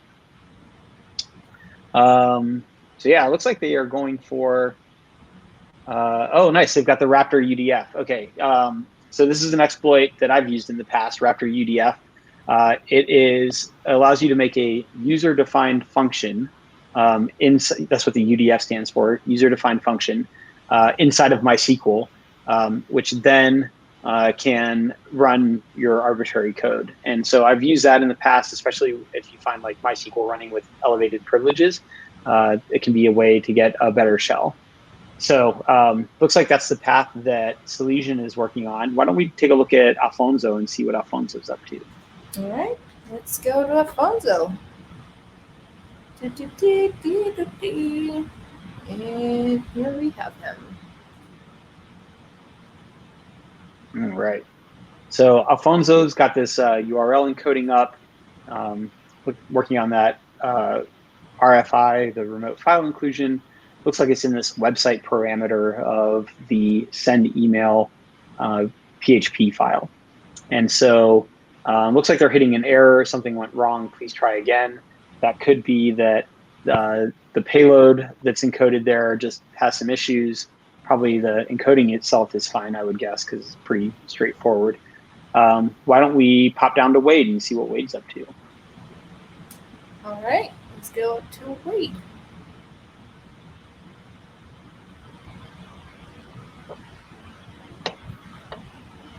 All right, Wade running into this same error with something went wrong. Please try again. And they're working on the same thing that Alfonso is. So not much of a difference between the two there. Everybody going after these flags. I love it. This was my first time seeing Twitch spam.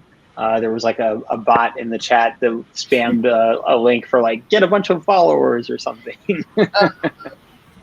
Freaking bots, dumb bots. Why don't we pop down to João? João. João. Yeah, there you go. I'm a rapper sometimes. João, pão, bom, são, não, all with sound.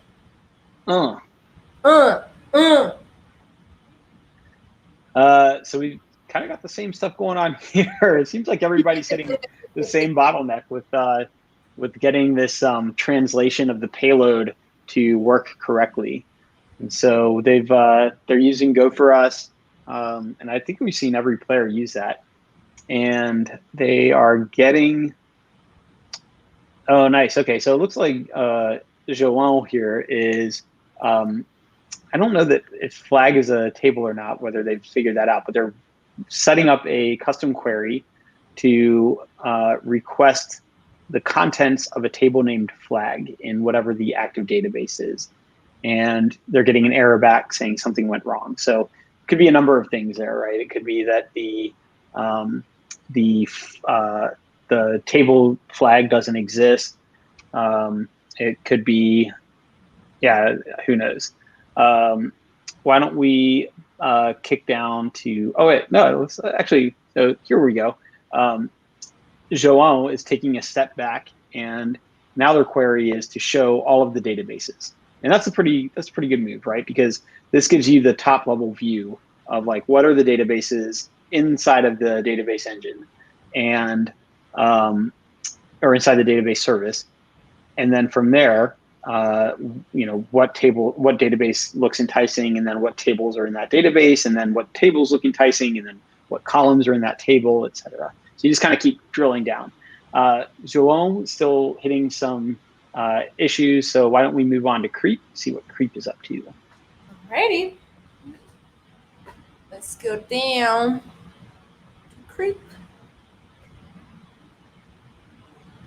And here we have it. All right, so Creep looking up some SQL stuff, it looks like, and also using Go for Us. I know we talked about at the beginning learning stuff, and like I mentioned, I learned something new in every UHC. So Go for Us is one of the things that I've learned this week already. I have never seen this tool or used it before, so it's pretty cool. Also, I don't think I've ever used the Gopher protocol at all. I think I've maybe seen it in like a write-up previously, but so I love it. Even though I'm just here commenting, I'm not getting to play, I'm still learning new things. It's a huge benefit. All right, so Creep looking at ways to leverage this RFI, this remote file inclusion, and this looks pretty close. Like those curl usages looked pretty close to what we saw in the source code from the PHP earlier. Why don't we bounce down to Sosa and see what Sosa's up to? Bounce, bounce, bounce, bounce, bounce. Where is him? Okay, right here. He's watching him. All right. So So this, screen right now.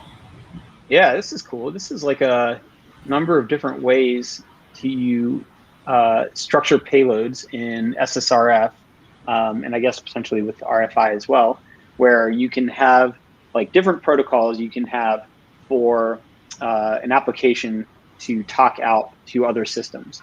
So we see like, HTTP, right? That's its own protocol. Gopher is like its own protocol on the CERDIC. And so I think Go for Us is using the Gopher protocol or constructing the payloads to use the Gopher protocol.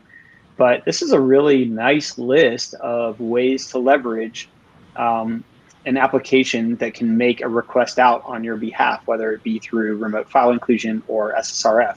So I need to make a note to go look at this list as well at some point in the future.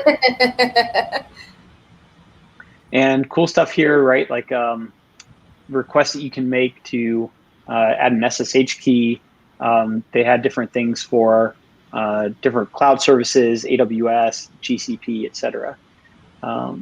So this one looks like it's for sending mail, I think. This looks like SMTP protocol, which is simple mail transfer protocol. Hello, identifying yourself. So anyways, I think the thing is you can like copy this as an example payload and paste it in and then see what happens. So, yep. All right. So getting an error message there, please enter your message, should have at least 15 characters. Maybe the sample email that's being encoded there doesn't have 15 characters. Hard to know. Why don't we go on to Galito? Galito. I wonder if Galito has his name from Galeto.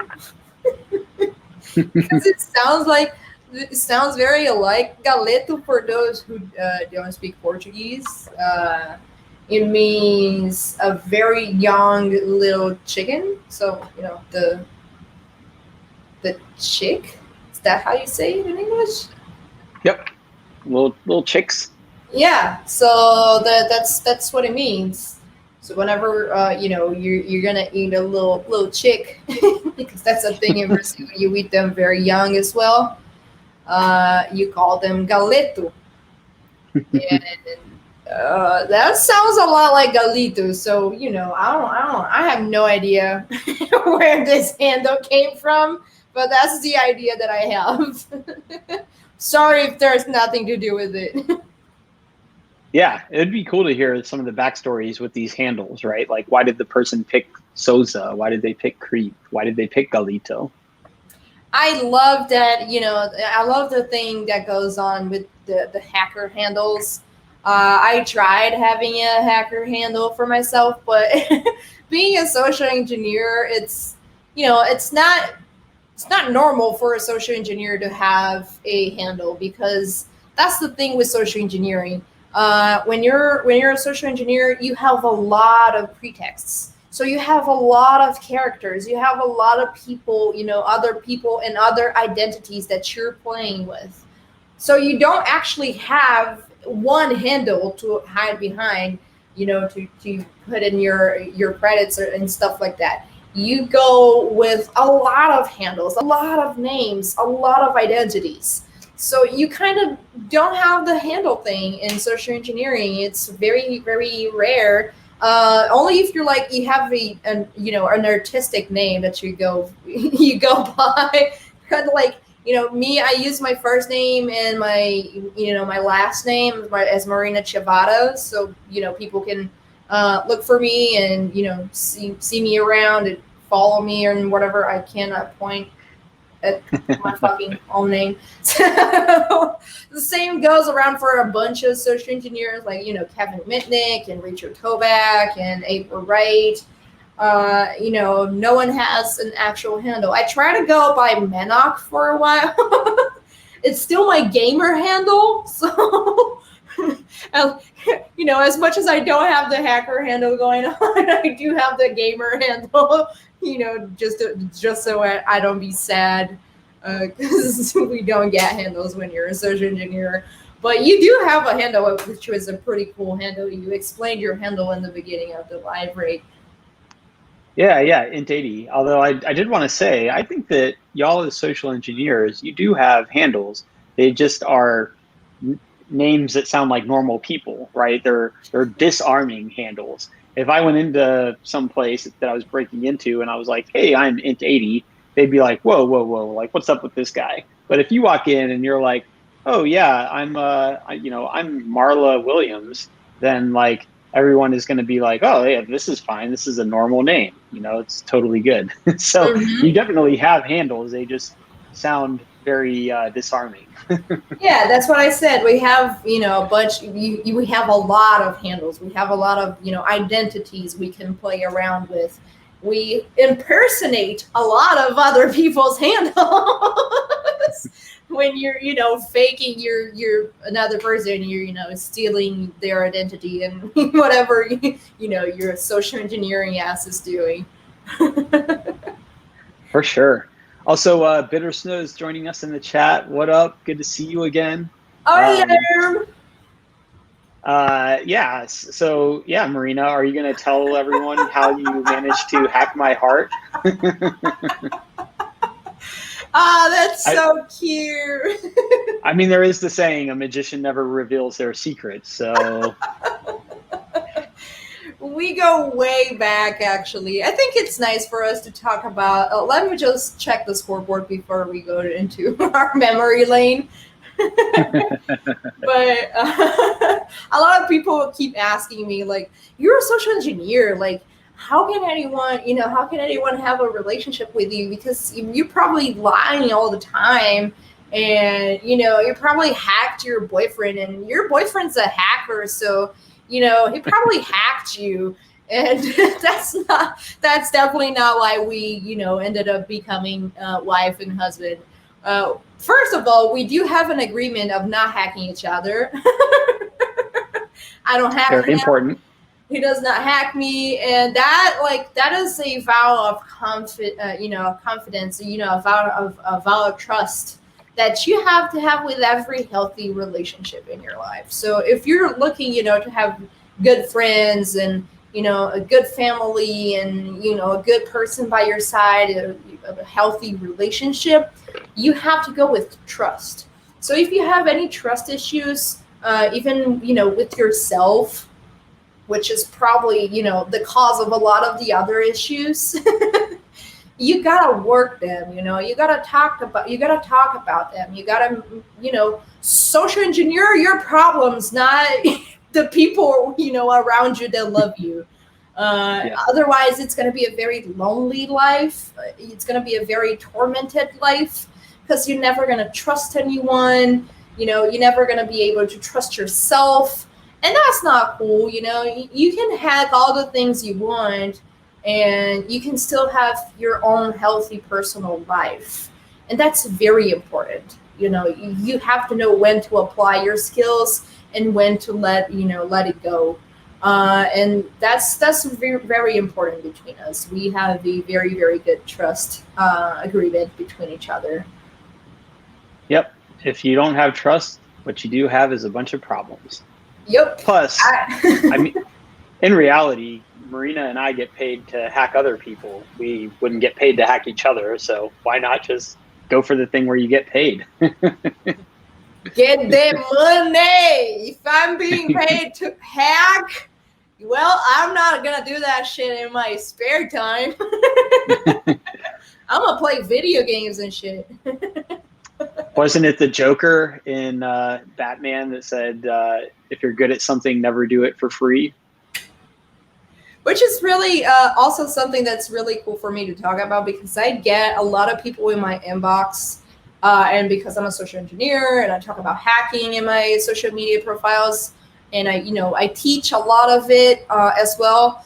I get a lot of DMs like, "Oh, I am suspicious of my girlfriend," or "I'm suspicious of my boyfriend, and I know they're lying, but I can't prove how much is to hack their accounts." Now, like, first of all, go get your shit together because you need go to therapy or talk talk with your partner. Go solve your own trust issues. Don't go around asking for, random people in the internet to commit a crime for you. Commit a crime against someone that you're supposed to love, which is very weird. You going to a random hacker on the internet, hey, can you hack my girlfriend? Because, I love her so much. I want to, look through all her DMs, because that's very healthy. Don't do that kind of weird shit. That's illegal. And second of all, that would be a lot of money, because for me to hack someone like that, it's a lot of research that I have to put on, my time on. It's probably tools that I will have to use for that. And, worst case scenario, I probably have to have a vulnerability or a 0-day, from Instagram, WhatsApp, or whatever the account you want me to hack on my hands, which means that costs a shitload of money. So you're probably, looking at least $100K on expenses if you want to hack someone legally, if you want to actually, put the efforts on a paper and, get the right numbers after all the work that you've been through, which, no one's with a little bit of, good sense in their mind is going to do for you, unless they want to go, risk going to jail or probably screwing you up, charging like, I don't know, 120, $200 to do that kind of job. That's another thing I always find funny with people asking if you can hack someone for free on, one of like the main services, right? Last week, we talked with the kid that was like 14 or 15, and he got $25,000 for a bug that he found on Instagram. So like, if I've got these bugs that pay me $25,000, why would I share them with you for free? Or why would I like use them in a way that doesn't get me $25,000? So I like the just the complete lack of awareness in those situations, just, as a completely like from the monetary objective side of things, trust issues aside. So yeah. Yep. Who are we looking at right now? Where did you go to? Went to Luska? Yeah, I'm looking at Luska. We still have the same scoreboard from when we started to, go around our path and going out of the CTF commenting. That's why, I'm sorry, that's why we took the time to talk a little bit between each other, because we are ending mid-game right now. We are going to 2 hours of CTF right now, which means in approximately 1 hour, we're going to be ending it. So we are entering late game at this point, and we still have the same scoreboard. We still have Celesian in first place with 150 points, followed by Wade, Hello, Afonso, Creep, Galito, Lusca, Souza, and then João Ribeiro with 50 points each. So everyone got the easy flag. Celesian got the mid flag in mid game. And now we're entering late game in a few minutes, and in an hour we're going to be over. So still an hour to go, which is a very good time. If someone's sitting on flags, it's still a good amount of time just to make sure they have all the points they need before they submit it all to, get the advantage on the scoreboard. But it's... I know. I mean, it's looking good for Celesian, the newcomer. It's really looking good for him. Maybe. One thing that I noticed is this week there are 4 flags. All the other weeks I think there have been 3, but I think this week there are 4. Oh, I did not know that. Really? Yeah. So Celesian only halfway there, and I think if somebody like Afonso were sitting on flags, they've got more room to work with, right? They can wait a little bit more to dump flags. So we'll see how that goes. We are looking at Luska currently, and they were working on this remote file inclusion, but I think they had a path issue where they were trying to include the admin script, but they were including it from the wrong directory. So let's see what they get here. Nope, something went wrong. So it seems like if you don't give a valid file to this request, if you say like, give me a file that's not there, it'll tell you that something went wrong and try again. And so that's kind of like a way to gauge whether you're looking at the right file in the right directory, et cetera. And then the way that we've seen people using this vulnerability is we saw, I think it was Joan reach out to the AWS metadata service, and they pulled access credentials, but then we didn't really see them do anything with that. And I think there's a lot more to be pulled on there, see what's going on.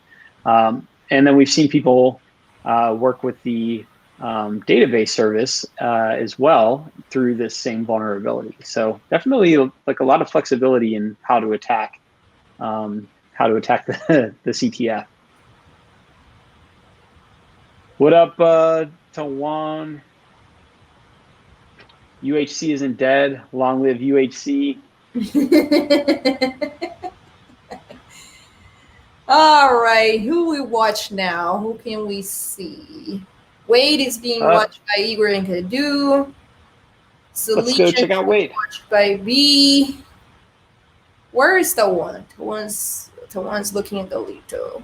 Let's take a look at Wade. Yeah, Bitter Snow saying hack all the things. Oh, that's really cool. For whoever didn't understood, Dual Core Music has this really cool song. If you go to Spotify right now or whatever your music service is, SoundCloud or even YouTube, and you type all the things or hack all the things, you're gonna gonna listen to Dual Core's awesome hit, which is also the sound in the official soundtrack of Watch Dogs 2. That's pretty cool. Yeah, very unexpected, and they actually have it in a cutscene in Watch Dogs 2. There's like a scene where the characters all go out to Vegas for Burning Man, and they're out in the desert. And it's been years since I played the game, but I think they like hack the DJ controller and then have it play all the things. So really cool, and big shouts to the folks at Ubisoft for putting our music in the game. Really appreciate it. We're alongside like other artists that I listen to that I never thought I'd be mentioned with, like Run the Jewels and Aphex Twin, right? Like those are never artists that I thought I'd be in the same sentence with. I wonder if I play here. Oh my god! If you can hear. I don't hear anything, but I've never been able to hear the background music on the previous streams. Okay. It's probably because the music here is blasting in my earbuds, not in the, not in the actual computer. So yeah, we're still looking at folks trying to leverage this RFI, this remote file inclusion. We've seen folks use it as a SSRF, a server-side request forgery. And I think they're just kind of having some troubles navigating the path. If it were me, I would have like a list of files that are interesting on a system, and then I would probably pass all of those files through the URL encoding, and then set up those requests as like lists of requests that you could make in Burp, and then have Burp fire all those requests off, right? Because then you can see the responses that come back, and the ones that are all the same size, you're going to be able to filter out. And the ones that are different sizes, you'll know that you got something good. So that might be something that folks can try as well. But CTF hacking, you never know what the system is like under the hood, and so you're just kind of trying to figure it out as you go along. And I know I get like down the wrong path a ton of times. Like I'll start looking at something and it'll make me think I should pursue a particular vulnerability, or maybe there's some kind of configuration issue or whatever. Turns out to not be the case, but the only way you can know is to test that and see what you get. So let's see, we are looking at Wade, and they are looking at a PHP file. I think this is the send email PHP file. And Wade's got some notes. Also, I guess worth mentioning here, we see the players switch back and forth between Discord, and on the left side in Discord, the player sees like themselves, like Wade, and then they see if anybody's watching, but they can't see any of the other players. And on our screen, we can see all of the players, right? So that's like this isolation mechanism. Sorry, just while Wade was transitioning, his wallpaper is this like old Brazilian lady that presents like a cooking show in the morning. She's wearing a shirt written "I know your IP," and I think that is a real picture. That is not Photoshop. I think she actually wore that T-shirt when she was talking about like something tech-wise in her show or whatever, which is just so freaking weird. I think that's super cool. Oh man, nerd culture is everywhere now. Amen. Let's see. Why don't we take a look at Celesian? Let's just start at the top and see what folks are doing. So Celesian, if I'm current, is in first place. They were definitely the first person to get the first 2 challenges, or at least I should say, post the first 2 flags to the scoreboard. We never know if anybody has gotten those challenges, but not posted them. And yes, Celesian's still in first place with 150 points. Okay, so they've got some binary data that they're looking at. Sorry. And it's like, oh, interesting. Okay, I think this is a library. There's some like compile flags in there. And so 64-bit library and built in GCC. Yeah, kind of. We're gonna cat all of these files. Let's see what we get. So what Celesian is setting up right now? They're running find. They're looking in their current directory for files or directories or any objects that start with the letter X, and then they are executing a shell, executing bash-c. So run this command with bash and specifying to cat the file name. That's what the curly braces are the placeholder for. Pipe that to xxd, which is a hex viewer, and then pull using awk to pull the second column out, and then remove all the new lines and join everything back together. So I don't know, kind of a interesting way of going about. Whoa! Did you hear that? I heard music there. Yeah. Not every geek with a Commodore 64 can hack into NASA. Nice. Yay! It works. Yeah. Nice. So has there not been music on the stream previously? No. That's my first attempt. Okay, nice. Yeah, I remember like I don't know, when I first started on UHC, I think there was music that was in the background, but I just could never hear it. So glad to be having both music and being able to hear it now. That's awesome. Look at you saying you're not technical, but you're figuring out how to put music in the background of the stream. It was very easy.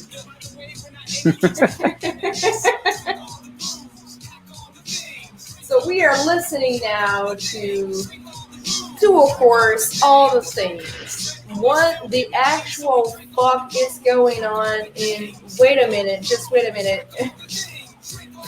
Wait, you already understand my confusion. Okay, Here we go. This is the screen of the Brazilian live right now. They were like holding a hammer and laughing maniacally. It was so close. I almost got them. Okay, anyway, it was worth it.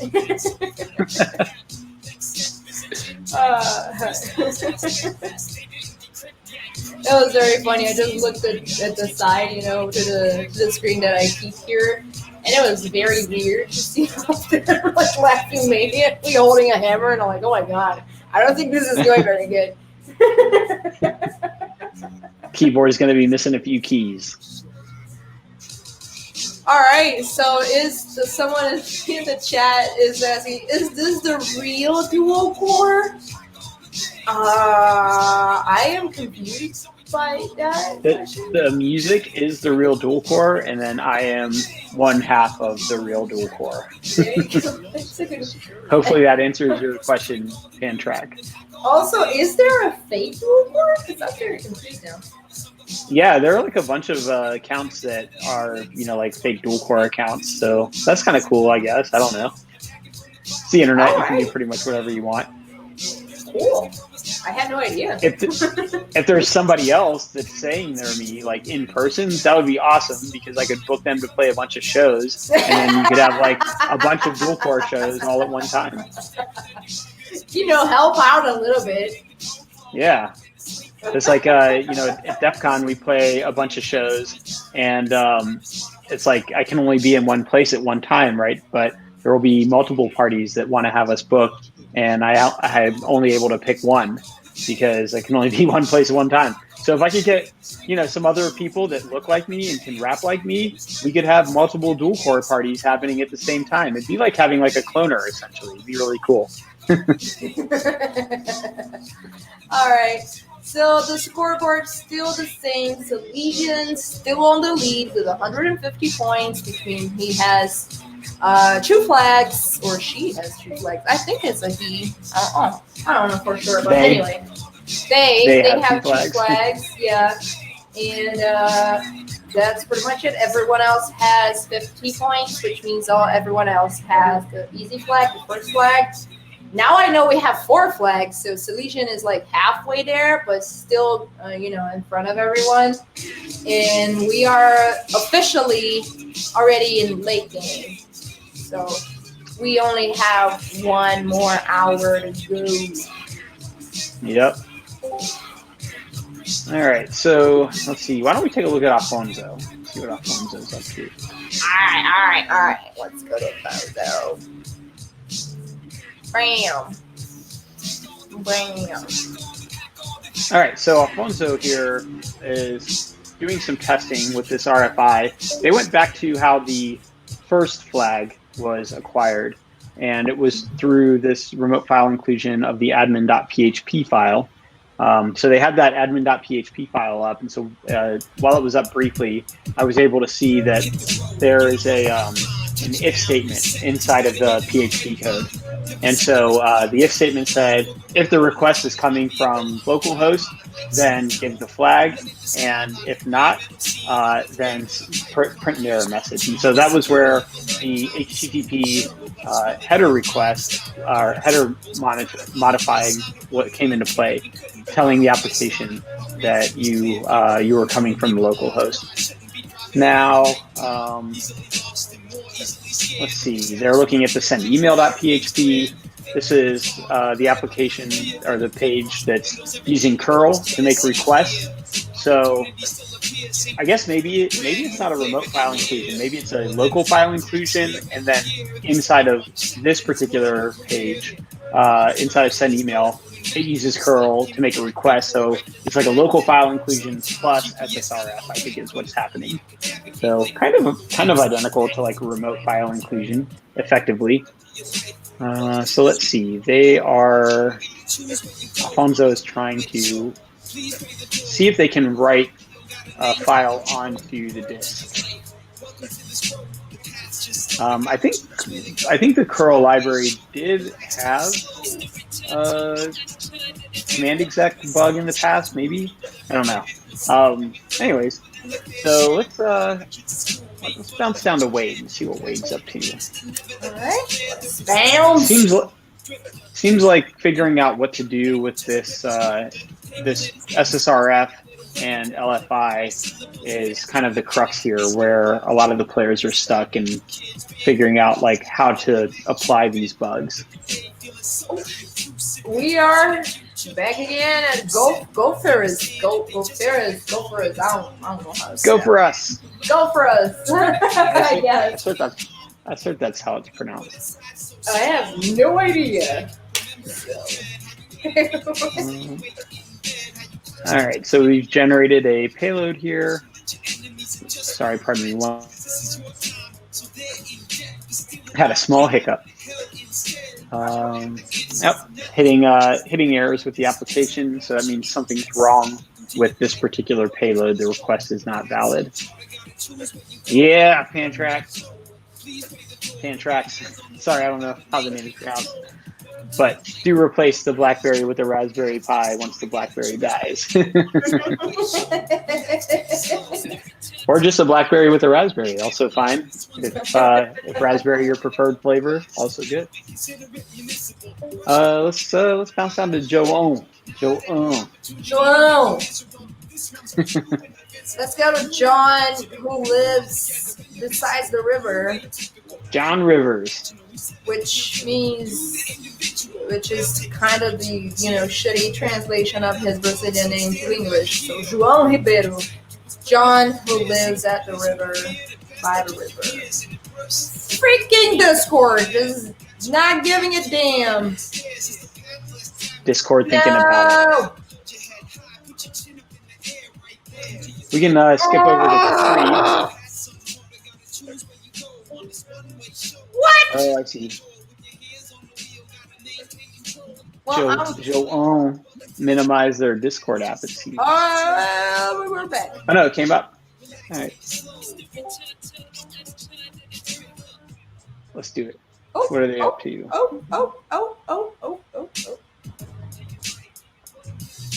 All right.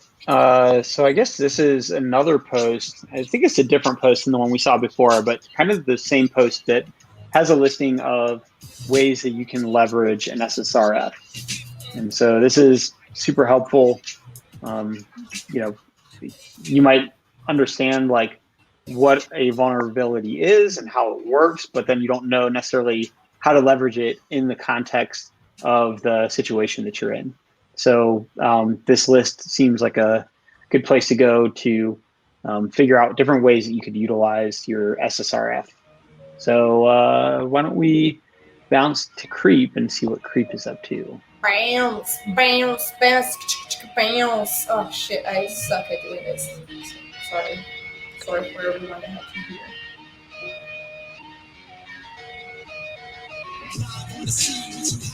There we go. All right. So Creep is looking up how to dump a database. And so dumping a database, super helpful in this context, right? Get all of the contents of the database in one shot. Differently from dumping a body, so very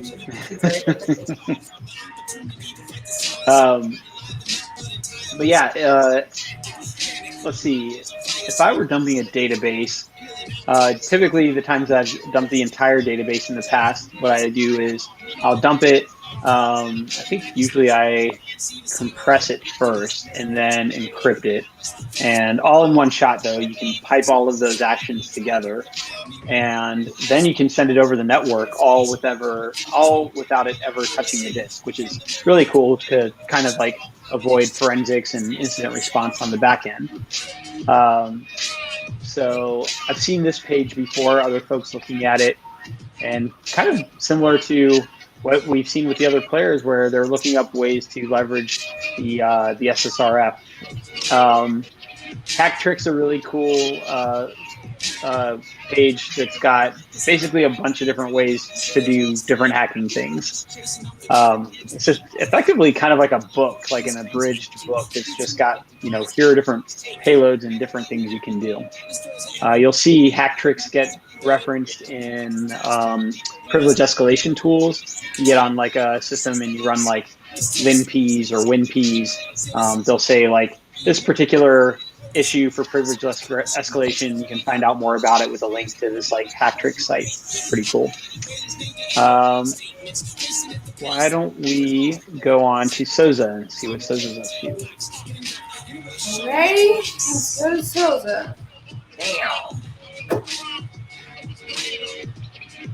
Here we go. All right. Oh, what page is this? It says it's on. Whoa. FYI, Celesian got another flag.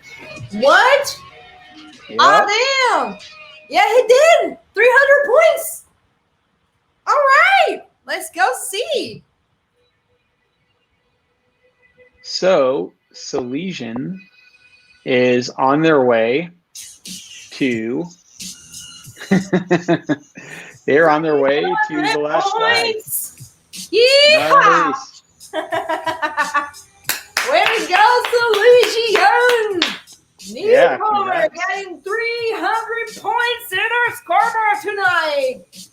Man, that was awesome. So, Celesian has how the fuck am I gonna say this in English? I don't know, but Celesian has been a very good, is having a very esports player behavior because in early game he got the easy flag, in mid game he got the mid flag, and now in late game he gets one of the final flags. So I personally feel very, very touched with the timing. As an esports fan, I just think it's very wholesome whenever a player, has the first points or the first levels, and early game, how it kind of starts advancing their reach or their power in mid game. And in late game, they're there to kill, they are there to murder, they are there to take the trophy home. And I appreciate this really good flow, this gamer flow going on. Yeah, this is awesome. So Pantra KX asking if I also hack. As I was saying earlier here in the live, I am not a technical hacker. I am a social engineer. So what I do is I hack humans. Social engineering is also known as human hacking. So, phishing, which is emails, the malicious emails. Phishing as the malicious calls, smishing as SMS, text messages that are also malicious. I do break and entering as well, so I know lock picking and a bunch of access techniques as well. So everything that takes advantage of the human error, of the human vulnerability, I'm there. I'm right there. Either physically or digitally through social media and whatever. So that's my way of hacking. I'm in dating, and everyone that's in UHC are technical hackers that do their own stuff on the systems around. So that's not me. Yeah, but you've got a set of skills that I do not have. I don't have those abilities to talk to people in the way that you do and confidently walk around facilities and get into places. So, like, I'm envious. I wish I could do that. And if we're being honest, like, you're a much better lockpicker than I am. I see you open way more locks than I get into. Yeah, right. Being modest. Let's not force him. Let's not force our hand here. Force our hand? Whoa. Is that how you say it? Yeah. Now, I just want to call out real quick. It looks like Celesian got a reverse shell. So now Celesian has a shell on the web server instance. So this is really, really cool. I think we're really close because in AWS on these instances, a lot of times if you can get to the regular user account, you can quickly get to root as well. So I think my stream is lagging behind yours, but let's see. I'm trying to watch here. So Celesian is making a curl request or like an HTTP request with curl, and what comes back from that? Well, if we're not found. Interesting. Anyways, so this is really cool. Like this is the first player that's got shell access now. So usually when this happens in a CTF, it's like right at the end. So I have a feeling that Celesian is almost there. I mean, if he does it in the next 10 or 20 minutes, Celesian, I'm your #1 fan. Because that would be just the perfect timing, the victory lap on, a esports shaped match, which for me to see translated in a CTF live, broadcasted on Twitch, it's just freaking poetic. It's just beautiful. So I have never seen such a good timing that combines the way that esports players do to the way of CTF players play. So kudos, beautiful work, just mwah. So let's see, they've got a shell as the Apache user. This is the user that the web server runs as, which is curious to me because I saw a file inclusion earlier where they got the etc password file, and the etc password file had an account for Nginx. Nginx and Apache are different web servers, so kind of unexpected to see Apache here on this system. I was expecting Nginx, but either way, running is also strange. I will say, usually, I feel like I see web servers, they use an account named www-data. So that's also a surprise to me. I would expect to see you running as the user account www-data, but who knows? So here's the privilege escalation toolkit that I was talking about, LinPeas, and it looks like Celesian is going to pull that onto the system and then run it. Knows what he's doing. I mean, what she's doing, what he's doing, what they're doing. They know what they're doing. They know newcomers now. They know their shit. They're working it out. Note in the there it is. All right, here comes LinPeas.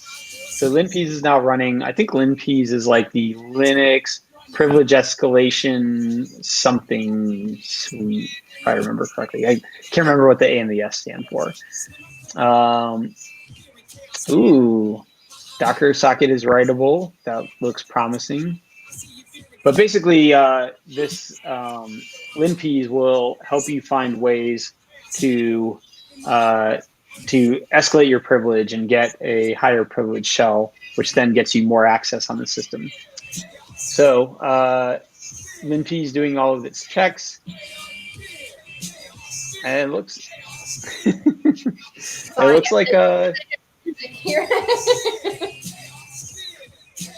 there it is. You got it. This is the final flag. Celesian pulls out the victory. You found it live. Yes, Celesian. Who are you? Who the fuck are you? Damn, that was really cool. Excellent. Woo! Congrats. Super cool. Super